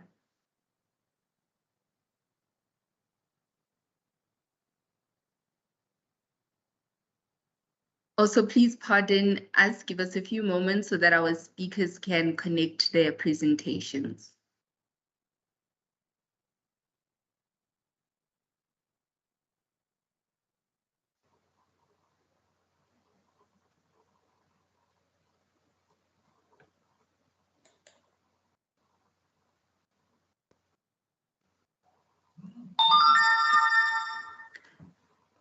Hello everyone, can you hear me? We can hear you. Okay, that's great. My name is Melita Shumba. I am legal advisor at Mutabatsindi Duma Attorneys in Pretoria and Brooklyn. And I'm so happy to be here today with you. Okay, so my topic that I've been given is what law firms look for in students. So my colleagues have already touched a bit of it here and there. Most of the things have been said. So I will just go through a bit, and yeah, I'll take the questions from there. So basically, obviously, we start with our law degree, which is 4 years. And when you do this degree, it's not just about doing the degree and getting the degree. In nowadays, the law firm will look at your marks. Marks are very important now. So it's not about just going out there, getting a degree and going out there, becoming a candidate and becoming admitted. The marks counts. So once you start studying your degree, you have to concentrate on getting your marks high and try to get your marks like distinctions if you can, or at least 60s, 70s, that's better. So everyone does have a degree. There's a lot of competition out there. You have to make your degree different from everyone else. So it's not just about getting a degree. Then secondly, it's about trying to complete your degree in record time. Try to go out there and do your degree in the 4 years that you require to do the degree. Avoid going on and on, maybe for 6 years, 5 years, or whatever. It's not a good impression on the law firms, because now they'll be looking at students who go out there and complete their degrees on record time, if possible, with high marks. Like I said, there is a lot of competition involved. So when you enroll for your degree, go out there and just give it your best shot. Then after completing your degree, It's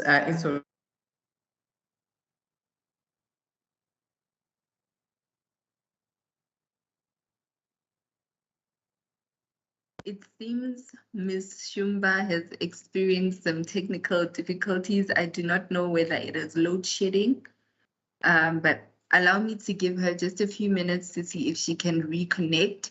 If not, then we will move to our next speaker for the day. Oh, sorry about that. I am back. I don't know what happened there. I am going to be having load shedding soon, so I don't know if it's already affecting me. Okay. No problem. You may proceed. Okay, so I will proceed. So basically, after completing a degree, you have to become a candidate attorney. Here we're talking about being an attorney. We're not talking about advocates. It's basically a 2-year internship, but in law we call it articles of clerkship. Now we call them practical candidate. No, we call them legal candidate practitioners. Yeah, it's changed with the new 2014 Act. So you do have an option of doing 1 year. But to be able to do that 1 year, you have to have completed your law school first, and law school would be 6 months.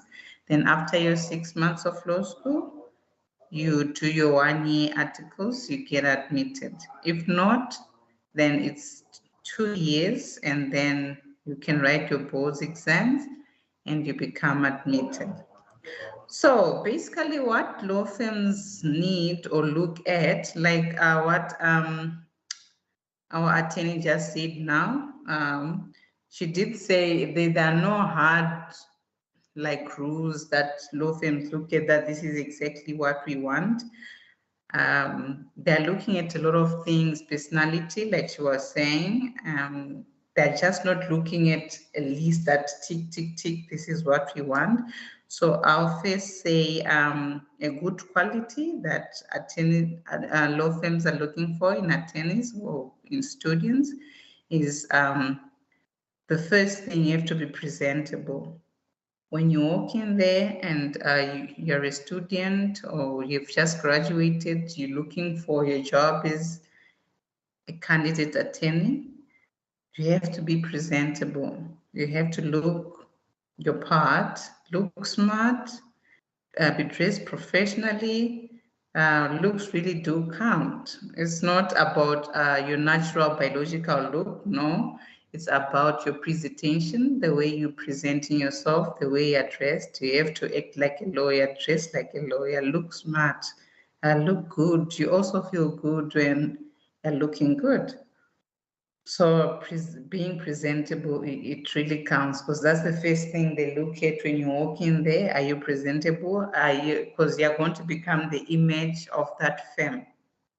So they're not going to want someone looking shady, funny to present their firm. You have to look good, professional, and you can carry their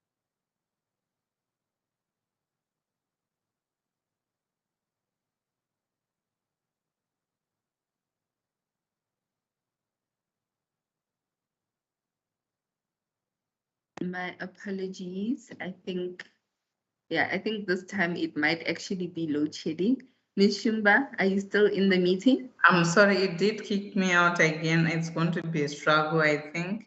Okay. But I'll just try to quickly finish off. Then next I'll go to reliability. You have to be someone who's reliable. You have to be punctual. You have to always try to be on time. When you get the job, be there. If you start work at 8, try to be there 10 to 8. Be punctual, because time is about professionalism. It shows the kind of person that you are. So you always have to try to be punctual. Obviously you cannot always be on time every day, but it has to be something that you try to do. Be punctual in your meetings, whatever you do, just be punctual, be reliable, be an honest person. Try not to bring any kind of dishonesty into your character. Always be reliable and honest. If given work to do, just go out there and give it your best. Then I'll move on to researching. You always have to be a good researcher. With law, you have to be a good researcher. That was touched on just now previously with our attorney who just gave a presentation. Researching is, I think, one of the most important thing in law, in being an attorney. You have to be a good researcher. You have to love it. You have to love researching, because if you don't like researching, it's not going to work for you in this field. The law is always changing, so you always have to be on top of it. You always have to know what's happening, be updated. So all that comes with researching, with knowing the law. You need to read. You need to research, you need to know the case law. So it involves a lot of research, it involves a lot of reading, and to be able to present your clients, to be able to write any legal advisory or any legal document, you have to be a good researcher. You research the law, you research current case law, you research any new directive and all that. You have to be good with researching and with reading. Then we'll go on to communication. You have to be a good communicator. You have to be able to show confidence when you're communicating, whether it's the first day that you walk in there and you want to present yourself, you want to become an attorney in the law firm, be a good communicator, show your confidence, be friendly, be confident, be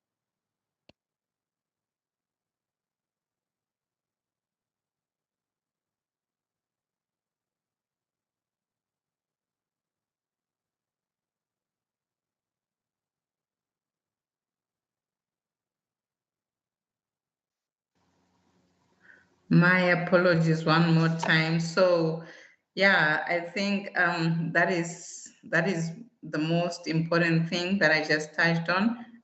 Communication. You have to be a good communicator. You have to be a good reader. You have to be a good researcher. Be reliable. Be honest. Be presentable. And you must also be good with managing your time.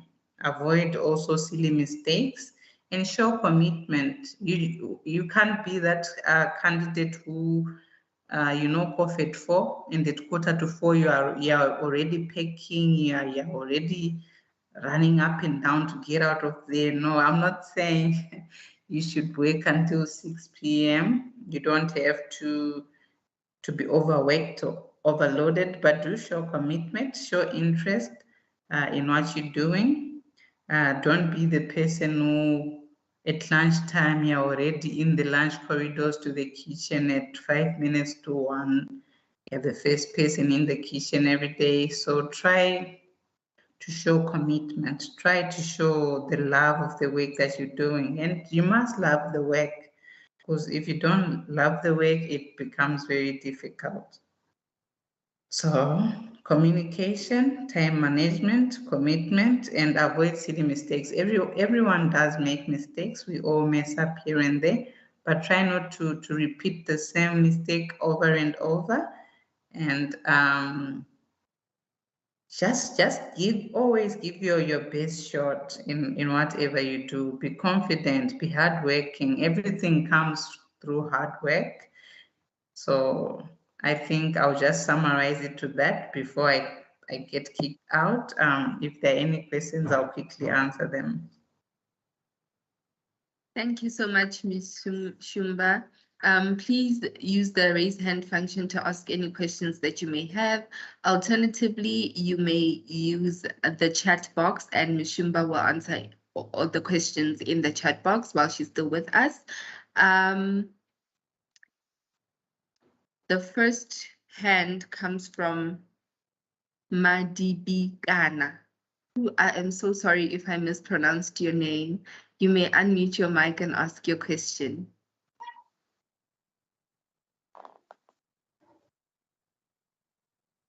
Prudence.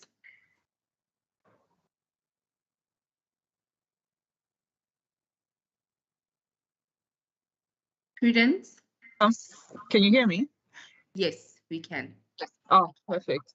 My question is basically like the previous question that was asked. I just wanted to find out, in terms of Unisa students, what are the chances of that firm taking on Unisa students? Because I've just noticed that most corporates or companies, they do tend to take on students from other universities as a priority.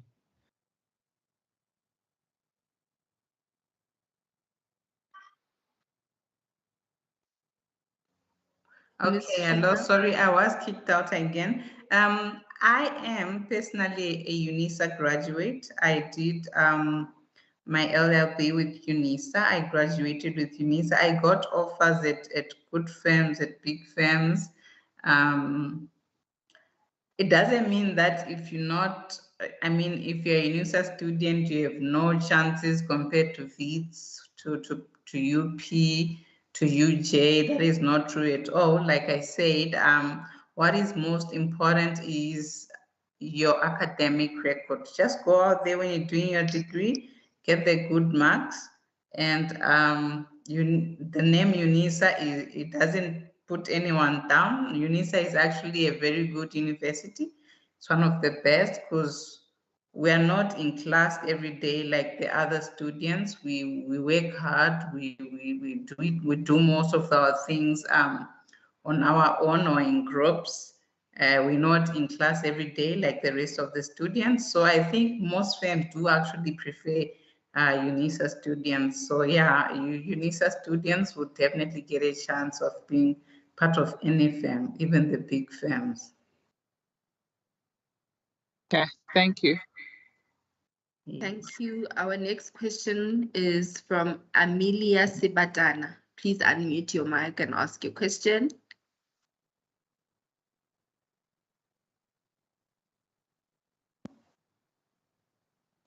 Hi, Melita, how are you? I'm good, thank you, Amelia. How are you? I'm good, thank you. So my question is that, like, I see a lot of you guys are emphasizing the marks.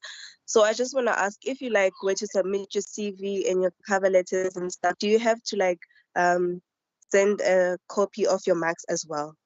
Does it have to be included in your application for you to like show your marks and things like that? Yeah, okay, I would say to you, mostly when we applying for being a candidate attorney, you have to attach your degree, and when you attach your degree, you always have to attach your academic record. The marks, like I said, law firms consider the marks. They want to see how smart you are. Are you going to be that person who needs to learn over and over again, or are you smart enough to be on top of things? Because they definitely do look at marks, and when you're sending your CV, sometimes you can send without the academic record, but they'll definitely request you to send an academic record. They always want to see that. Okay, can I ask one more question? Yes.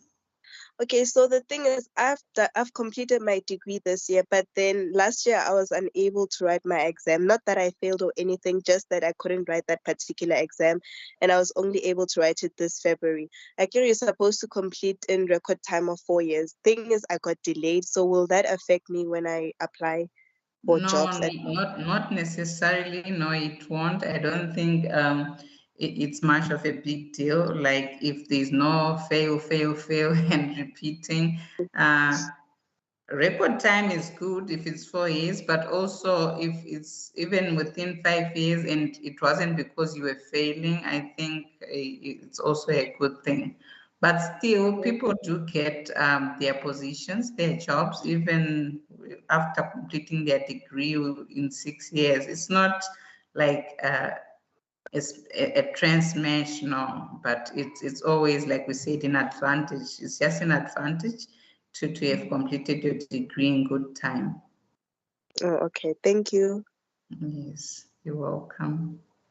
Thank you. And the next hand is from Charles.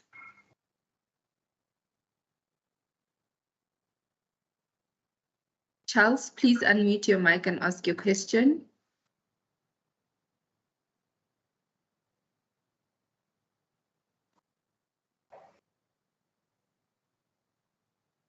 Okay. I think Charles may not be able to unmute his mic. I will take Nkosa Zanandlovu and then ask the rest of our participants who have raised their hands to ask their questions in the chat box so we can preserve time. Nkosa Zanandlovu, please ask your question. All right. Thank you. I want to find out if a person is working full time as an employee like myself. I'm currently doing my fourth year in LLB with Unisa. I wanted to check how feasible is it to do, because I go to school like I like on a Saturday, but how feasible is it to do articles if you are a breadwinner and you're full-time employed? One. And then secondly, do you only take attorneys, or people with privilege that want to pursue the advocacy route can also be hired? Thank you. Okay, I got a bit confused with the last part of the question, but for the first part, you are working full time, and if you want to do your articles, obviously it's going to be a bit impossible, because when you're doing your articles, it's also a full-time job. It's like you're just working any other job. It's just a job itself where you're training to be an attorney, but you're already working as an attorney to be. So you're in the office in the morning, you leave the office late like everyone else. It's a full-time job. There's definitely no way you're going to be working another full-time job as a candidate attorney, because being a candidate attorney itself is a job, an 8 to 5 job, like any other job. Then your second question, if you would like to just give it to me again. Say it again. Okay, I wanted to find out, in the event one doesn't pursue the attorney route, but wants to become wants to become an advocate post the LLB, what options are there? Like, I know you have to populate, it's a compulsory. And then what else? What then after that populate? Do you then go to a firm as well to serve another year of articles, or what? I was not clear in terms of the advocacy, what happens. I'm not saying necessarily you guys in your family do that, but I'm just wanting it for better information, for knowledge. Okay, I wouldn't be the best person to answer that question. There is an advocate, I assume, who is going to give a presentation. So, because it's regarding advocates, I would give you not adequate information. But if you choose to be an advocate, then it has nothing to do with articles. It is totally being an advocate and privilege. So they're two different things, and I'm not the best person to advise.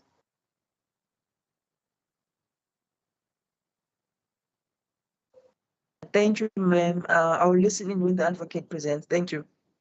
Yes, thank you. Thank you so much, Ms. Sumba, for your presentation, and to our guests for engaging with our presenters. We truly appreciate the level of engagement that we are receiving. To introduce our next speaker, she studied at the University of Pretoria, where she did her BLC LLB and obtained her LLB degree in 1993. She was admitted as an advocate in March of 1994, and after completing her pupillage in 1994, joined the Pretoria Bar until 2003. In 2005, she joined Legal Aid South Africa. While with Legal Aid, she had supervised candidate attorneys and helped with their training. She is also involved in training Legal Aid SA, in trainings for Legal Aid SA and for LEAD. on the subject of child's right and the representation of children. Allow me to welcome Advocate Elizabeth Nevold. Ms. Nevold, the floor is yours. Is it still morning? Yes, good morning, everyone. I hope you're all well and all warm and a blanket or front of a heater. It's cold here in Gauteng if you are joining us from Gauteng. Thank you for the opportunity just to speak to the students. I always enjoy just speaking to them. Maybe to answer the last question that was asked by one of the students just before my slot started, it will also link to what I'm talking about in terms of the profession and job shadowing and what is it that you want to do. If you do your pupillage, you need to do it with one of the recognized bar associations in South Africa, and you do your pupillage and you do your exams as part of your pupillage. And then you must then decide if you want to practice at one of the bar associations as an advocate. I think also to come, and as I say, it's linking to what I'm talking about in terms of what is it that you want to do. I usually participate for legal aid in a lot of the career fairs. So, you know, where we have a table and then the students come and ask questions. And I've realized that a lot of the students come and they ask questions, but they're not quite so sure in what direction do they want to go. Do they become attorneys, or do they want to become advocates? Because there is still, even today, a difference between the two professions, and it is really what you are going to feel comfortable with to decide what is it that you want to do.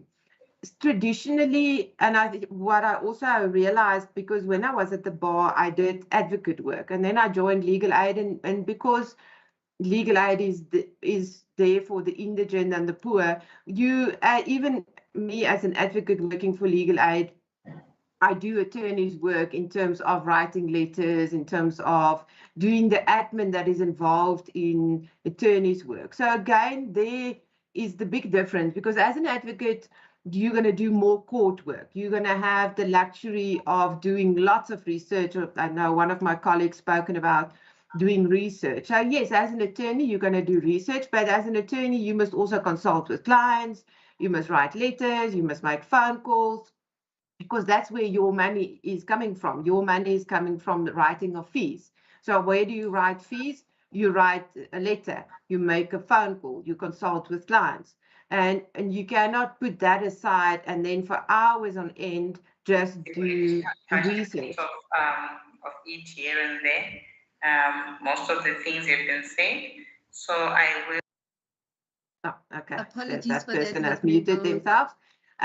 So that is the kind of questions you as a student, you need to ask yourself. Is your passion in sitting behind a desk, doing lots of research? Do you like the time to draft, to think about it? Because as an advocate, that is more what you would be doing, because in the profession, an attorney is going to refer a matter to you, and you're going to have that luxury of having to do the research and then doing court appearances. And in as much as then we say, okay, court sounds very exciting. And I know a lot of the students, when they come to talk to me at the career fairs, they're super excited about the whole idea of going to court and appearing in a court.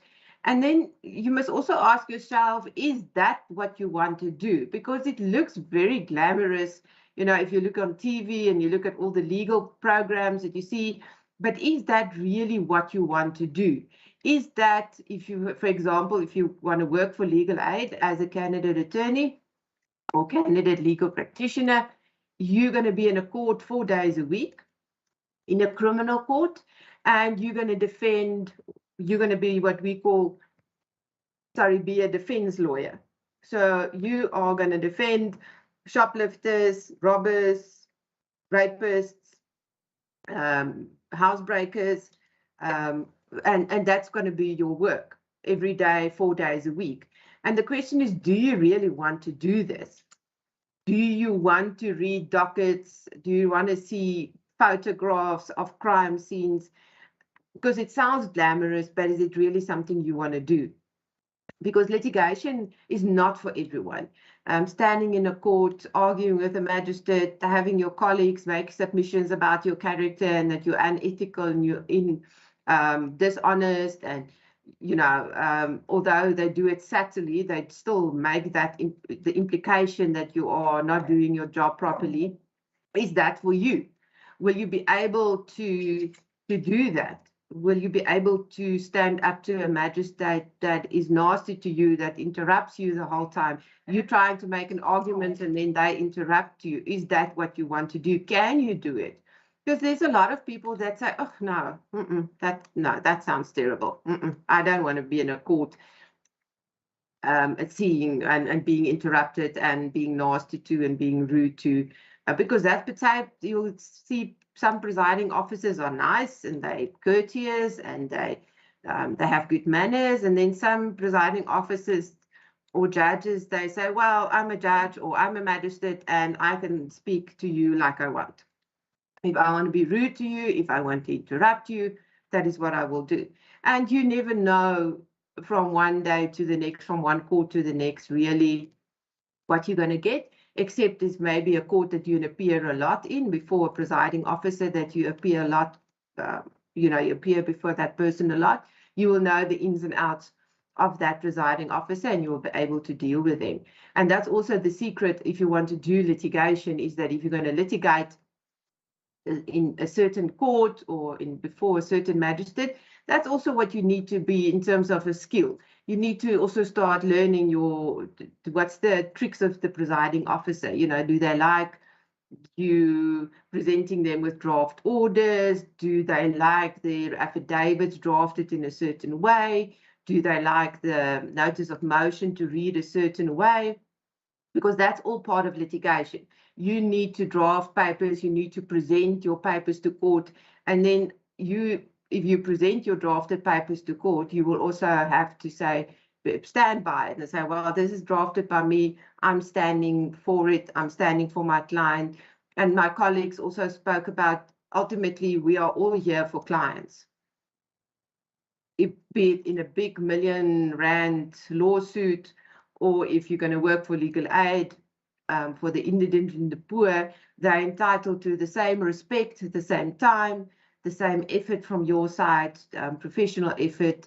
And like my colleague that just spoke previously said, just because you're going to work for legal aid, maybe, yes, we are more time, the office hours are a bit more fixed. But it doesn't mean just because it's 4 o'clock, you're going to take your bag and your handbag and you're going to go home. That same commitment is also there for that client. And I think even sometimes more than the paying client, because for the indigent and the poor and the vulnerable, they really sometimes need a bit of extra TLC, a bit of extra attention to explain to them exactly what's happening, why is it happening, because a lot of them will come with the feelings of, well, they've been, sorry about that. The dogs have not learned to not bark while I'm busy with meetings and things, so sorry about that. So I've told you all of these things, and I'm sure you said, oh, okay, but how do I find out what I want to do? And that's why I always say that's where you need to now be brave. You need to go out there and you say, okay, you knock on the door, you call somebody and you say, I think, can I, for the holidays, can I come and job shadow you? Can I go to court with you? Can I sit in with consultations? If you think you want to do criminal law, approach a legal aid office or any other attorney that you know that does that does criminal work, and say, look, here I am, I'm a fourth year student, I'm a third year student. I just want to find out a bit of, is this going to work for me? Is this what I want? Because if you done the job shadowing and you say, no, this is not for me, then you realize, there's a whole range of other legal work that you can do. Once you've studied, finished with your LLB, you can go and study, do your articles maybe, but choose a firm that is maybe, that you can get various or a variety of experience, and then go and do your conveyancing exam.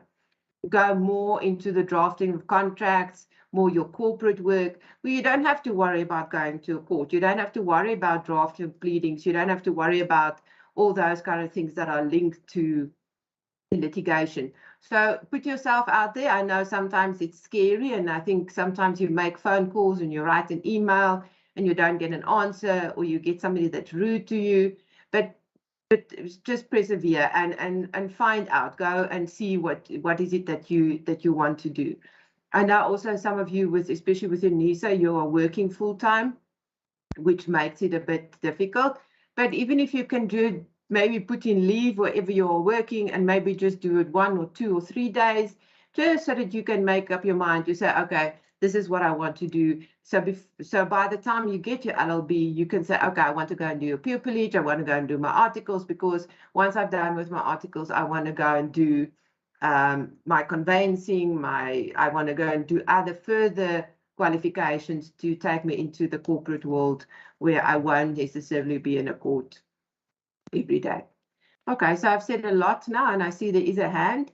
So please ask me questions. I think that's easier than me just going on and on and on and talking. So yeah, I see there's a few hands. I don't know if I can take the hands, or if you wanna take the hands. You can definitely take the hand. Okay, good. I see 2 hands. I don't see the, oh, there's the names.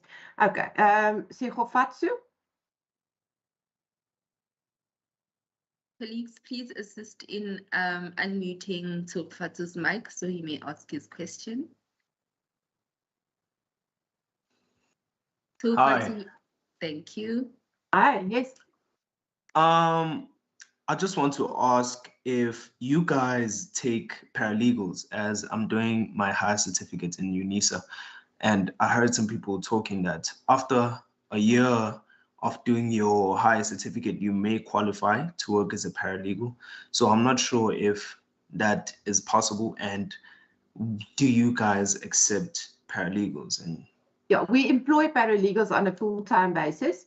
In terms of our structures, we have what we call walk-in clients. So our walk-in clients will visit a local office anywhere in the country, and the very first person they see is a paralegal. So the paralegal will take down an application, and the paralegal will assist with advice or then opening a file. So the paralegal is that very first person the client will see, except for the receptionist naturally, but that's the person that takes in the application. So yes, we do employ paralegals, but it's on a full-time basis. So you'll have to watch our website to see if there's any positions that are advertised. And what are the minimum requirements of that job description? Is a higher certificate in? No, it's usually we ask for a paralegal qualification. So you must have you're done with your paralegal qualification. Okay, no problem. Okay. Thank you. Okay, good. Okay, second hand was Lesego. Lesego?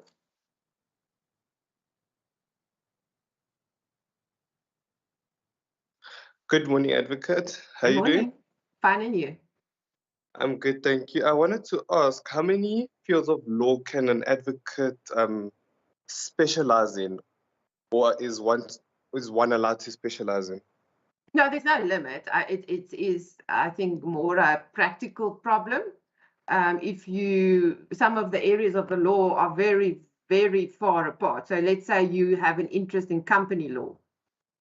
Yes. To specialize in company law, there's a whole Companies Act, there's regulations. So that in itself is a specialization. So a lot of people you will find if that is something they're interested in, they will specialize in only that. But it doesn't say you must. It just becomes a practical problem there, because let's say you take company law versus criminal law. Let me choose another field there. They're so vastly different. Yes. That the people will say, yes, I can do both, but do I really want to? Do I want to stay up to date with all the company notices and what a company should and shouldn't be doing and mustn't be doing, and then all the judgments in terms of developing the criminal law. So that's why people a lot of times will say, okay, I'm not going to be a general practitioner. I'm going to try to specialize in a certain field. You can maybe do company law and insolvency law together, which is more in nature nearer to each other. But so there's not a rule that say you can only specialize in AB. You can specialize in as much as you want, but it becomes there's only 24 hours in a day, and you still want to sleep and eat somewhere. Okay, and then my second question, and thank you for that answer. The second question is, what's the difference between a trust account advocate and a practicing advocate? Well, a trust account advocate, what happened with the new Legal Practice Act is that if I go back a few steps, you'll remember traditionally an advocate can only get work on a referral basis. No? So an advocate can only get work from an attorney that refers work to the advocate. So when they looked at the Legal Practice Act, they said, well, the argument was that referral system excludes a lot of work for advocates, because I'm sitting here, I have no attorneys referring work to me. So how do I get work? So they said, okay, but let's then let's widen the scope a bit for advocates. But then the issue is, if I'm going to take work directly from the street, because if an attorney refers work to me, the client pays the attorney, and the money goes into the attorney's trust account. You will agree with me. So if there's no attorney here between the advocate and the client, where does the client's money go to? So they said, okay, if you as advocate want to take work directly from the street, you don't want to be dependent on this referral system, you must have a trust account where you receive the client's money in, and then the same rules apply, that you have a fiduciary obligation towards the client and the money, and how you deal with that money. Okay, thank you very much, advocate. I appreciate it. Okay, good. Okay, the next hand was Simon. Thank you very much.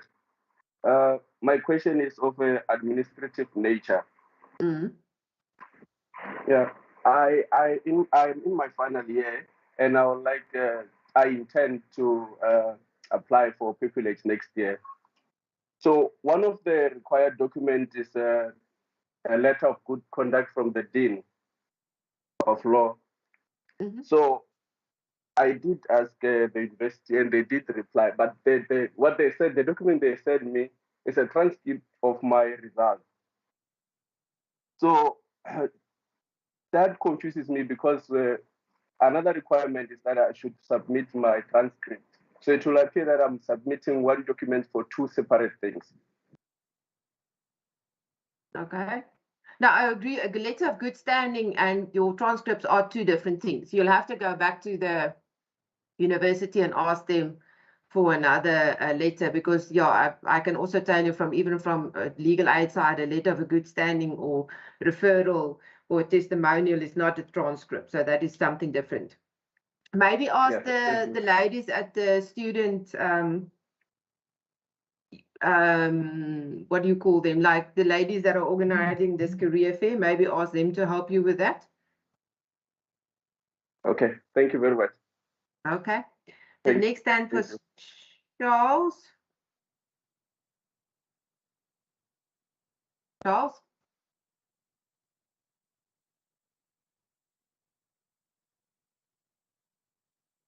Okay, seems Charles is not there anymore.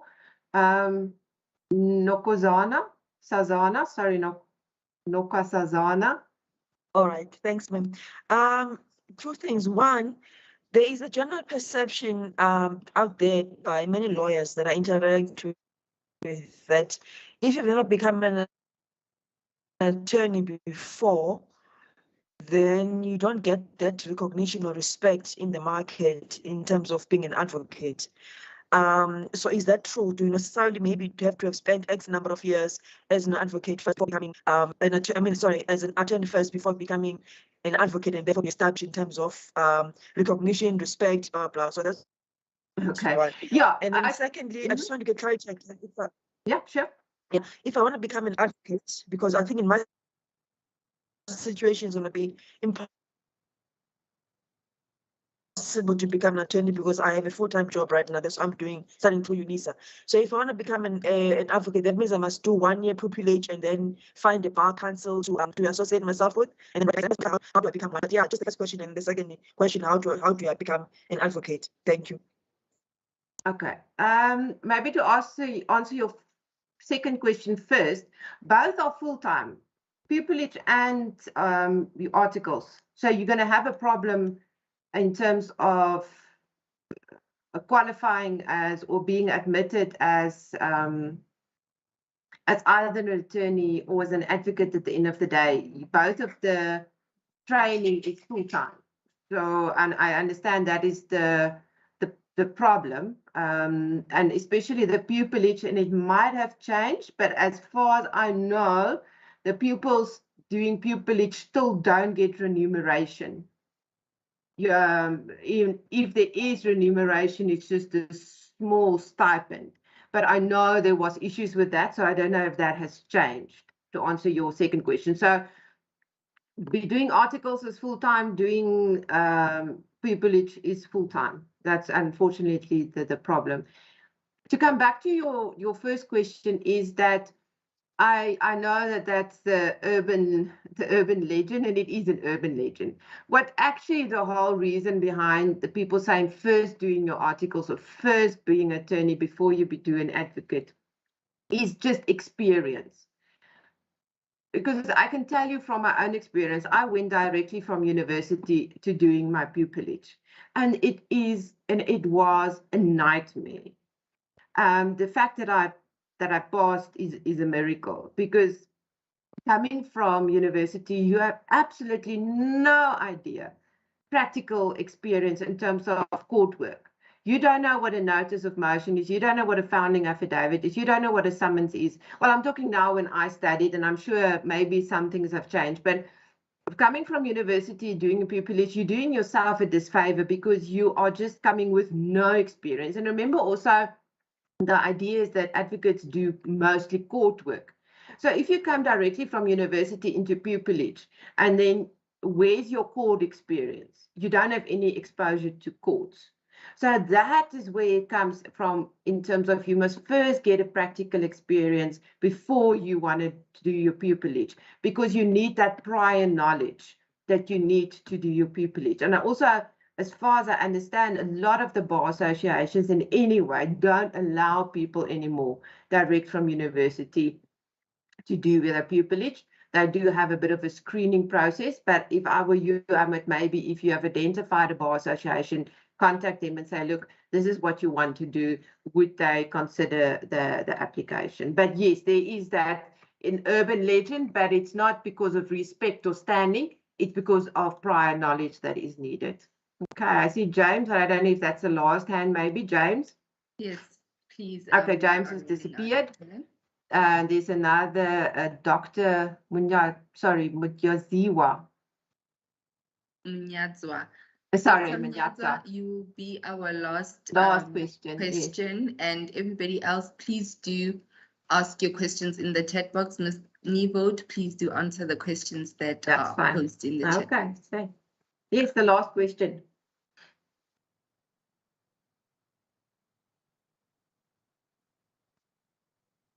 Dr. Mnyadzwa, you may unmute your mic and ask your question.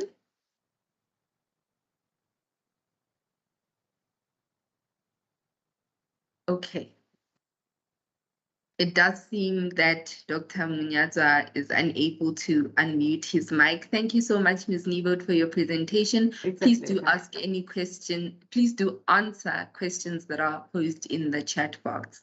I will do so. Thank you. Thank you. My colleagues and esteemed guests, we will be asking you to assist us by participating in an evaluation form to help us improve our events and workshops to make sure that they cater to the needs that you do have. Dr. Mnyadzwa, please do ask your question in the chat box. I do see that you were unable to mute. My colleagues will post the link in the chat box as we proceed. Please do fill that in to help us improve our events. Our last speaker for the day will be talking about the different streams of law. Please allow me to welcome Advocate Dubazani. Advocate Dubazani, the floor is yours.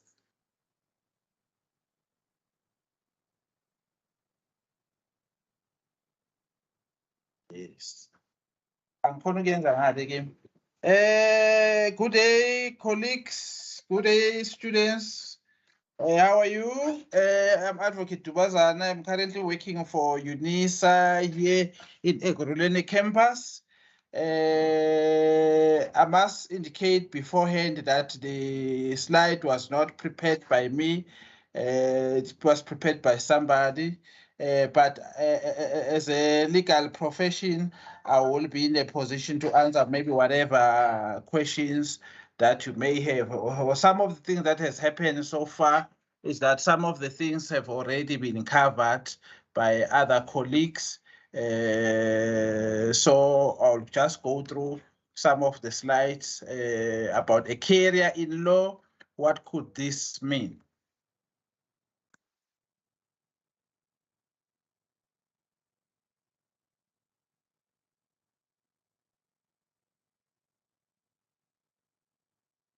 Yes, okay. Okay, it's career in law. What could this mean? As we are aware that this workshop is organized solely for law students and to assist you to prepare yourself to venture into the legal profession. Some have already completed their law degree, some they haven't done so, but we have had the career opportunities that have already been presented to you. What is it that they are needed? What is that you need to prepare yourself to this exciting law profession? Even myself, I was in practice for almost more than 10 years as an attorney. Thereafter, I ventured to I went to the bar. I still do some of the work aside, because if you are doing the law, you are in the law field, one cannot just be restricted. You can be able to do your work while you are doing the other work. I heard one of you indicating that she wants to do the articles, but is working full time. That one is it's a very difficult one, because unfortunately one has to quit the job because the candidates or articles is a full-time job. A legal profession in South Africa offers a variety of interesting fields. As you can see, as we go on the slide, you can either choose to be an attorney, or choose to be an advocate, or choose to be a legal advisor, or a conveyancer, environmental law, labor law, intellectual property. As my colleagues earlier on have indicated that in order to specialize to certain field in the legal fraternity, one has to advance and do those skills that are necessary that are necessary for that particular area of specialty that one needs to specialize in. So as a result, there are a number of skills that why one can ask, why do I need to study law? Legal education, it develops a variety of different skills. One of the skills which are critical skills, communication skills. It's a most important one, which can either be oral or verbal or even written. So these are some of the skills that you need to develop while you are doing your law, and also problem solving. Why I'm saying problem solving, you will come across with a lot of clients with different challenges, questions, and complex issues that you need to deal with, and even working under pressure. You know, as a law profession, one has to work even extraordinary hours, sleeping late at night, waking up early, work even over the weekends, researching, because we have to do a lot of researching when it comes to the issue of the case study that you'll be dealing with. If you are doing law, you must not be a lazy person. And then even your family need to be aware that we need to share our father or our mother with the community at large, because as a legal in our profession, one at all times need to always be ready and available to assist wherever you are required. As I've indicated earlier on, that the careers that one can venture into, it's a diverse of careers. Like I've indicated, the issue of an attorney, the issue of advocate, trademark attorney, CCMA. That one is a CCMA, Conciliation Arbitration Commissioner, but that one you cannot just say, I'm going there, I want to be the commissioner for CCMA. No, you need to go for a training that is provided by the CCMA, that one. It's a specialized training that is only provided by them. Not everyone can just go there. So, but it's a very interesting area that one can decide to venture into. And then legal advisor, intellectual property practitioner, compliance specialist, mediator, patent attorney, like those who are dealing with intellectual property, arbitrator, administrative and constitutional lawyer, commercial rights manager, tribunal member, either in the traditional courts or the so-called in tribal areas. One can also do those in traditional courts. And then we have also business rescue practitioner, like we saw during the SAA issue. They've appointed a business, SAA was placed under business rescue, the negotiator. There are a number of things that one can venture into. Beside that, it's just an LLB. So it's a wide, complex area that one can venture into. We look at the careers in constitutional law, administrative law, environmental law, labor law, competition law, intellectual property law. So these are the main areas. But as I've indicated earlier on, that one need to specialize in those areas once you've completed your LLB. But some of the things that you normally does while you are still studying for your LLB is to take the modules that you think they will be relevant to your area of speciality. Then, right. Choosing the law field, whether it can be good for you or not, that is why I take it myself as a calling to be in the law field. I take it as a calling, because it's like a calling, or being a nurse, that in order to practice, it's a calling for you to do that. So one has to develop love for that, so that whenever you specialize on it, you specialize on something that you have a passion for it, something that you love. Because really, if you are not, you don't love it, you won't make it into this faculty or this profession. One must develop love for this type of a profession. Well, there is a demand in South Africa for lawyers, but depending on the field that you are dealing with in the legal profession, it depends in South Africa which type of practice one interested into, like your conveyancer, you deal with wills, all those things, your intellectual property lawyer, you deal with banking and finance, you do merger and acquisition lawyers, or civil litigation lawyers, or even the criminal lawyers. So it's up to you the ball is in your hand. What is it that you think will be best for you in the legal profession? So I think, as I've indicated, that yes, I'm also a practitioner on my own, but the slides were not prepared by me. But should you have any queries on what I just presented to you shortly, you are welcome.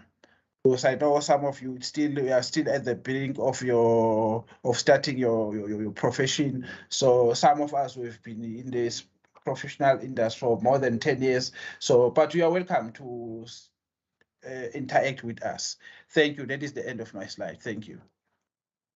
Thank you so much, Advocate Dubazani. Please, if you do have any questions, let's make use of the raising hand function and also ask in the chat box. We do have a question from Jerry Taba.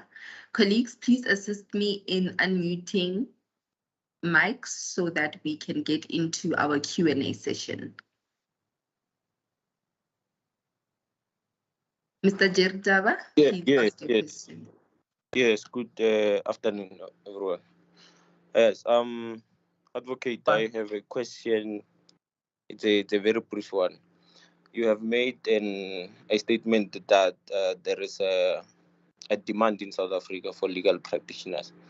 So, in terms of your experience in this particular field, which field of law do you think is more in demand, so that we can understand the dynamics around choosing or familiarizing ourselves with different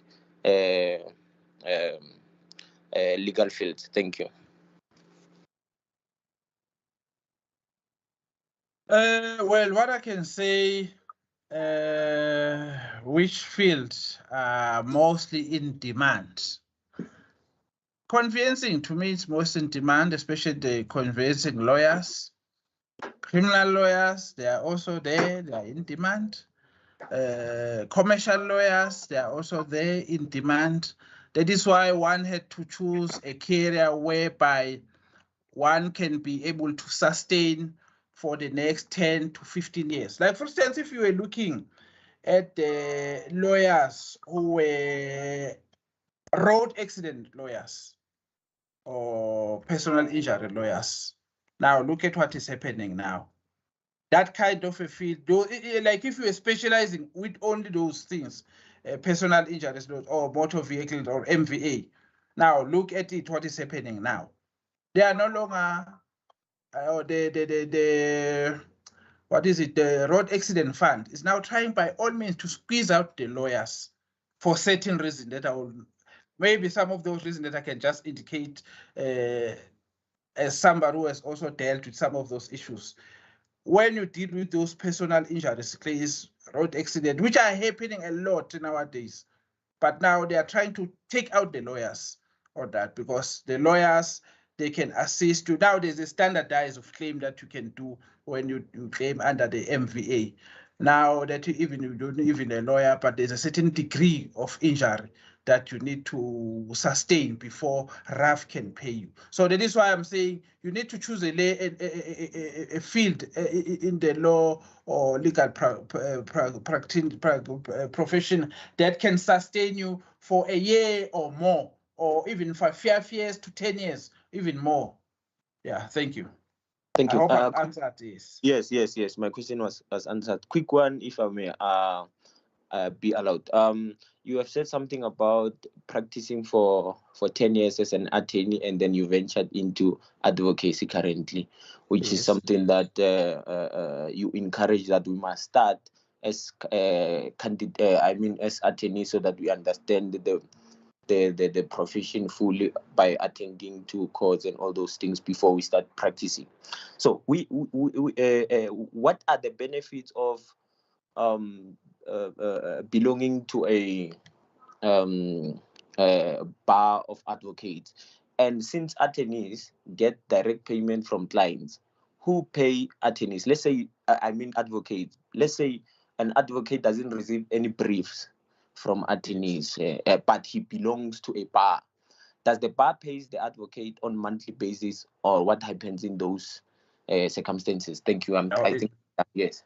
No, it does. They don't. They don't. You are on your own, but as you know, that the legal professionals don't allow as advocates to receive instruction directly from clients. We have to go via the brief from an advocate, from an attorney, unless you've been admitted under the legal practice council, and then we have done the practice management. That is where now you can be able to have a fidelity fund certificate. But even the area of practice there is still different, it's not the same. You see, so I cannot say there is an advantage or a disadvantage, but it depends on the kind of work that one does. But as my colleague earlier on has indicated that there are some of the things that if you are an advocate, you cannot be able to do. Unlike the attorney, who can do almost majority of the things. Even appearances, now these days, the attorneys, they can appear even in the High Court once you got the certificate of appearance. Thank you. Thank you, sir. Thank you. Thank you. Before we move on to the next question, I would ask my colleagues to please share the evaluation link in the chat box. Our esteemed guests, please do assist us in filling in the evaluation link, the evaluation form, so that we may be able to improve our events and bring relevant information to you. Thank you so much. Our next question is from Humuzo Vuyokazi. You may unmute your mic and ask your question. Greetings, advocate, and greetings to the presenters and everyone else on the platform. My name is Humuzo, and I'm a final year student at Unisa. My question is, I know that the advocate, one of the presentation slides, he mentioned, of course, the different fields in law that are in demand. So but my question is, if I want to go into banking law and I didn't take banking law as my major or one of the subjects that I had to choose in my final year, is it something that I can pursue?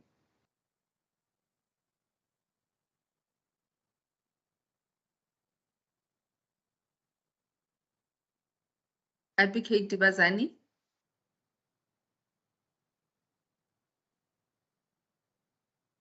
Can you answer that for us?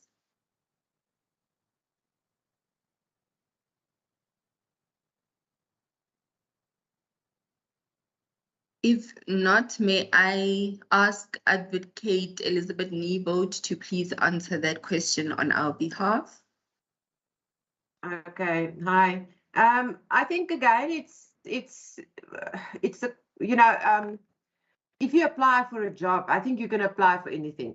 If they say LLB and you have an LLB, you know, you can apply. But as if I look at myself as a recruiter, and if the position is for somebody that needs to have knowledge of bank law, which is a very specialized field of law, you know, if I'm going to compare your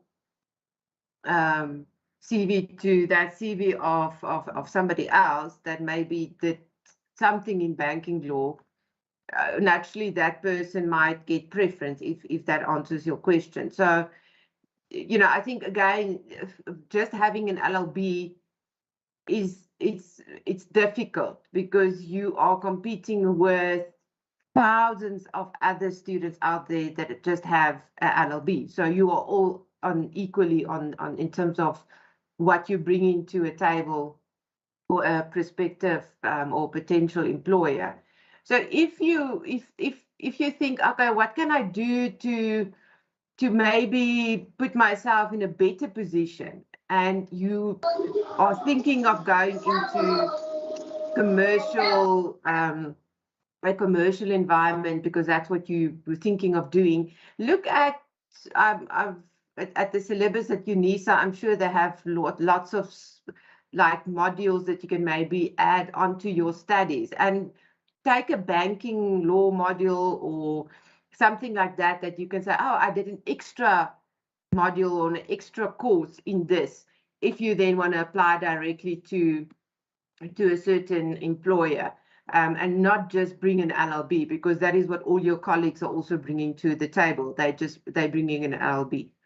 I hope that answers your question. Thank you so much. Thank you. Our next question is from Charles. Charles, are you unable to unmute your mic and ask your question?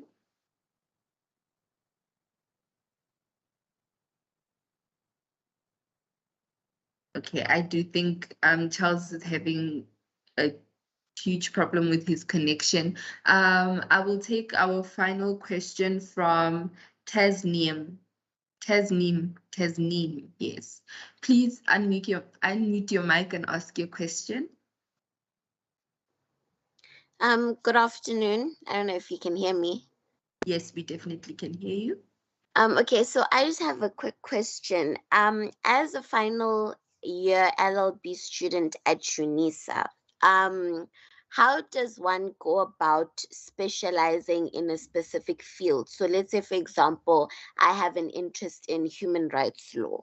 How would I go about specializing in that field after my LLB, completing my LLB? Thank you. Advocate Nieuwoud, may I ask you to take that one as well? Okay, yeah. You must actually go, you see there's institutions like Lawyers for Human Rights, Legal Resources Center, the Commission, Human Rights Commission. So if you're done with your LLB, or actually prior to finishing your LLB, I would start liaising with those institutions. Places like, oh no, what's that firm in Sandton? I think it's Bowman or one of the others. I'm not sure, but just Google a bit. They have a big public interest human rights department, which they specialize in doing almost pro bono kind of work. So if that is what you want to do, approach them. Bowman's, thank you. Thanks. And then because people like the institution like the Legal Resources Center, they also take in like internships and so on. So if that is what you want to do, start early, ask them, see if you can do vocational training with them, maybe a holiday or two, so that you also understand that that is really what you want to do. Because a lot of times, again, at the career fairs, people come to me and say, no, they want to do human rights. Then I say, okay, but what do you understand under human rights? And if you then have a discussion with them, it says, no, that's what they see as human rights and what actually human rights litigation are is totally two different things. So that you want to do, find out. That's why I say you have to put yourself out there, find those institutions and ask them if you can do vocational training or job shadowing with them. All right, thank you so much, much appreciated. Thank you. I will take a final question from Sipokazi Ngalo. Sipokazi, please unmute your mic and ask your question.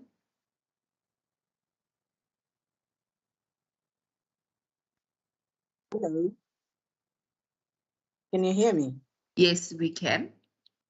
Okay. Good day, everyone. My name is Sipokazi Ngalo. Yes, I have two questions. The first one, I'm currently in the medical field. So every time I try to get advice, everyone is always trying to advise me based on the fact that I've got a medical background, that I must specialize on the medical field, on the medical law. But I think I would like to specialize on corporate more. So how do I go about on corporate, like trying to specialize on corporate? Advocate Oosthuizen, thank you. I don't know who, okay.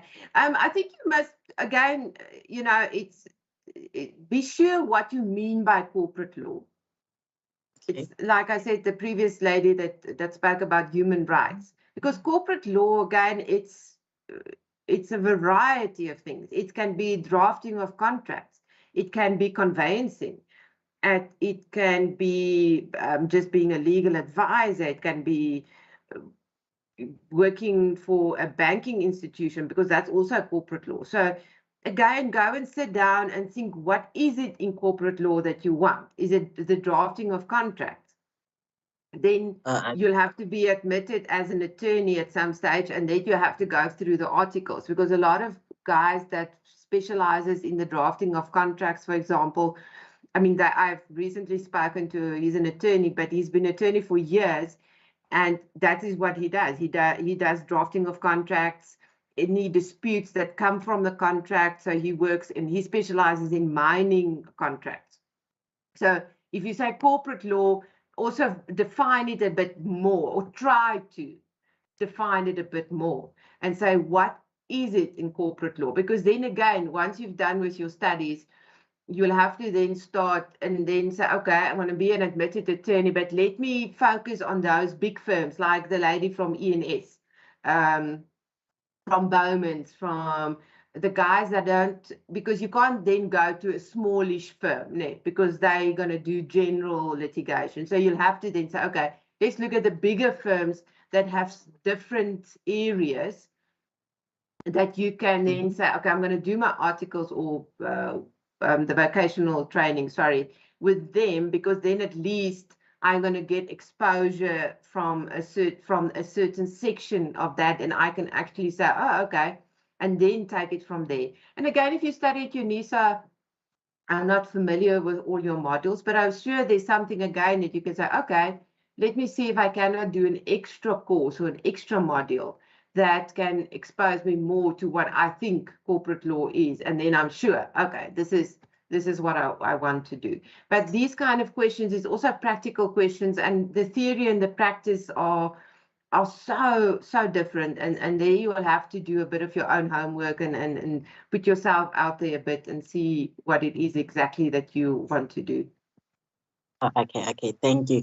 And then my second question is based on mental health within the legal fraternity, because at work or in our working environments, we tend to get burnout, or we suffer from whatever that affects us at work. It might be clients, it might be whatever situation that it is at the moment. How or what is the best way of dealing with our mental health when we around the legal fraternity? Okay. Yeah, I think that's unfortunately something that nowadays that is only now getting attention. That I think a lot of time up until the recent past, it was very much, no, you're a lawyer, you must be logically and you must be clinical and you must just carry on there, which is ridiculous. Lawyers are humans as the rest of all other professions. So I think there's more and more nowadays, even the profession themselves are saying, okay, you are, it's also something that affects legal practitioners. I think from our own side, it is the temptation is there to always work, because you always have a pleading to draft, you always have something to do, you always have an email to answer, you always have a letter to answer. So you tend to say, okay, I'm going to go home now. But then when I'm home, I'm going to open my laptop and then I'm going to do what is necessary. And also now with the things that's happening virtually like this, it's easy to say, let me schedule the roundtable at 6 tonight when I get home. I'm going to be home, so it's going to be easy. I'm going to do the roundtable at 6 virtually. Everybody's there, because on the other side, there's also workaholics on that side. And we're all going to be happy. We're going to work from 6 until 7 until 8.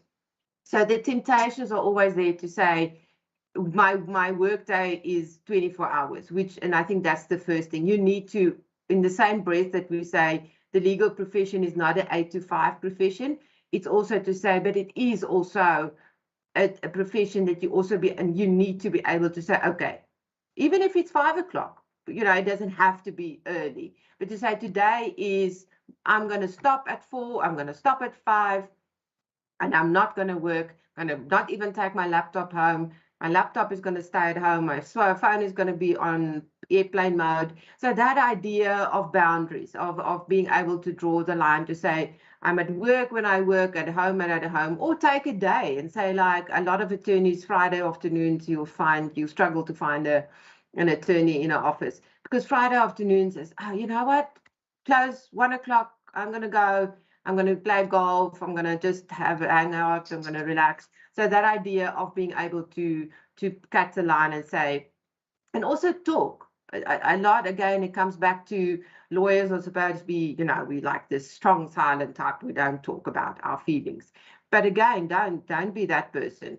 Have that other friend in the practice in that, or your your friend that's also in the same boat, especially if once you're doing your vocational training. I mean, you work, you study, you do your law school, so that means that pressure, and your employer wants time, the lead after school wants time, you must study for the exam. So have that friend that you can really open up to and say, you know what, today was just a bad day, and that boss of mine is real so-and-so, and I don't like that person, and just that person that you can just like go have a meltdown. We call it have meltdown days. You must have a meltdown day and just like let go and just say and so on. So please, yeah, I think that's also, and I think more and more there is in the legal profession that idea that we're all human and that we also need our little space to have our meltdowns and boundaries. Boundaries, as in life, is vitally important that you have boundaries. Thank you so much, Advocate Neville. We truly appreciate you presenting and answering questions, and we truly appreciate the engagement that we are receiving from our students. Please be reminded to answer our evaluation form to help us improve our events, to make sure that we bring relevant information and, to do better, because there is always room for improvement. We have come to the end of our program, but I will not be officiating the ending. Allow me to welcome Ms. Gloria Sipula for the vote of thanks. Ms. Gloria, the floor is yours.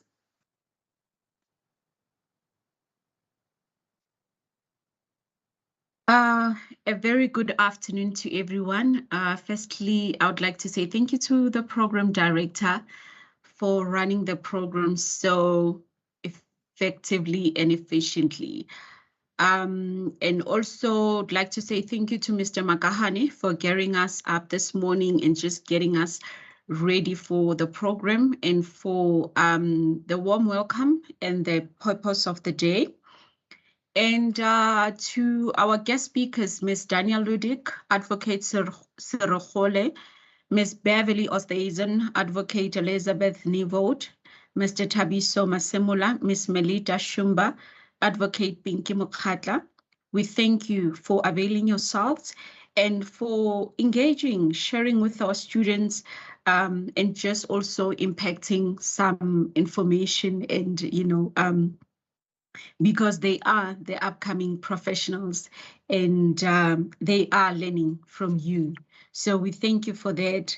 And to our VIPs, which is our students, thank you for your attendance and your participation. We are because you are. And to the organizing team, thank you so much, and well done for another successful and well-organized event. Thank you, and keep it up. I thank you all. Thank you so much, Ms. Sipula. I think she has officiated the closing of this event. Before we do say our goodbyes, I just want to remind you to please fill in the evaluation form to help us improve, and also join us tomorrow as we will be having a day 2 of the Law Professionals event. We will be having different speakers from the ones that we had today, so do join us. I do hope to see you tomorrow. Thank you so much for working so well with me and observing our house rules, and yeah, we'll see you tomorrow. Have a good one.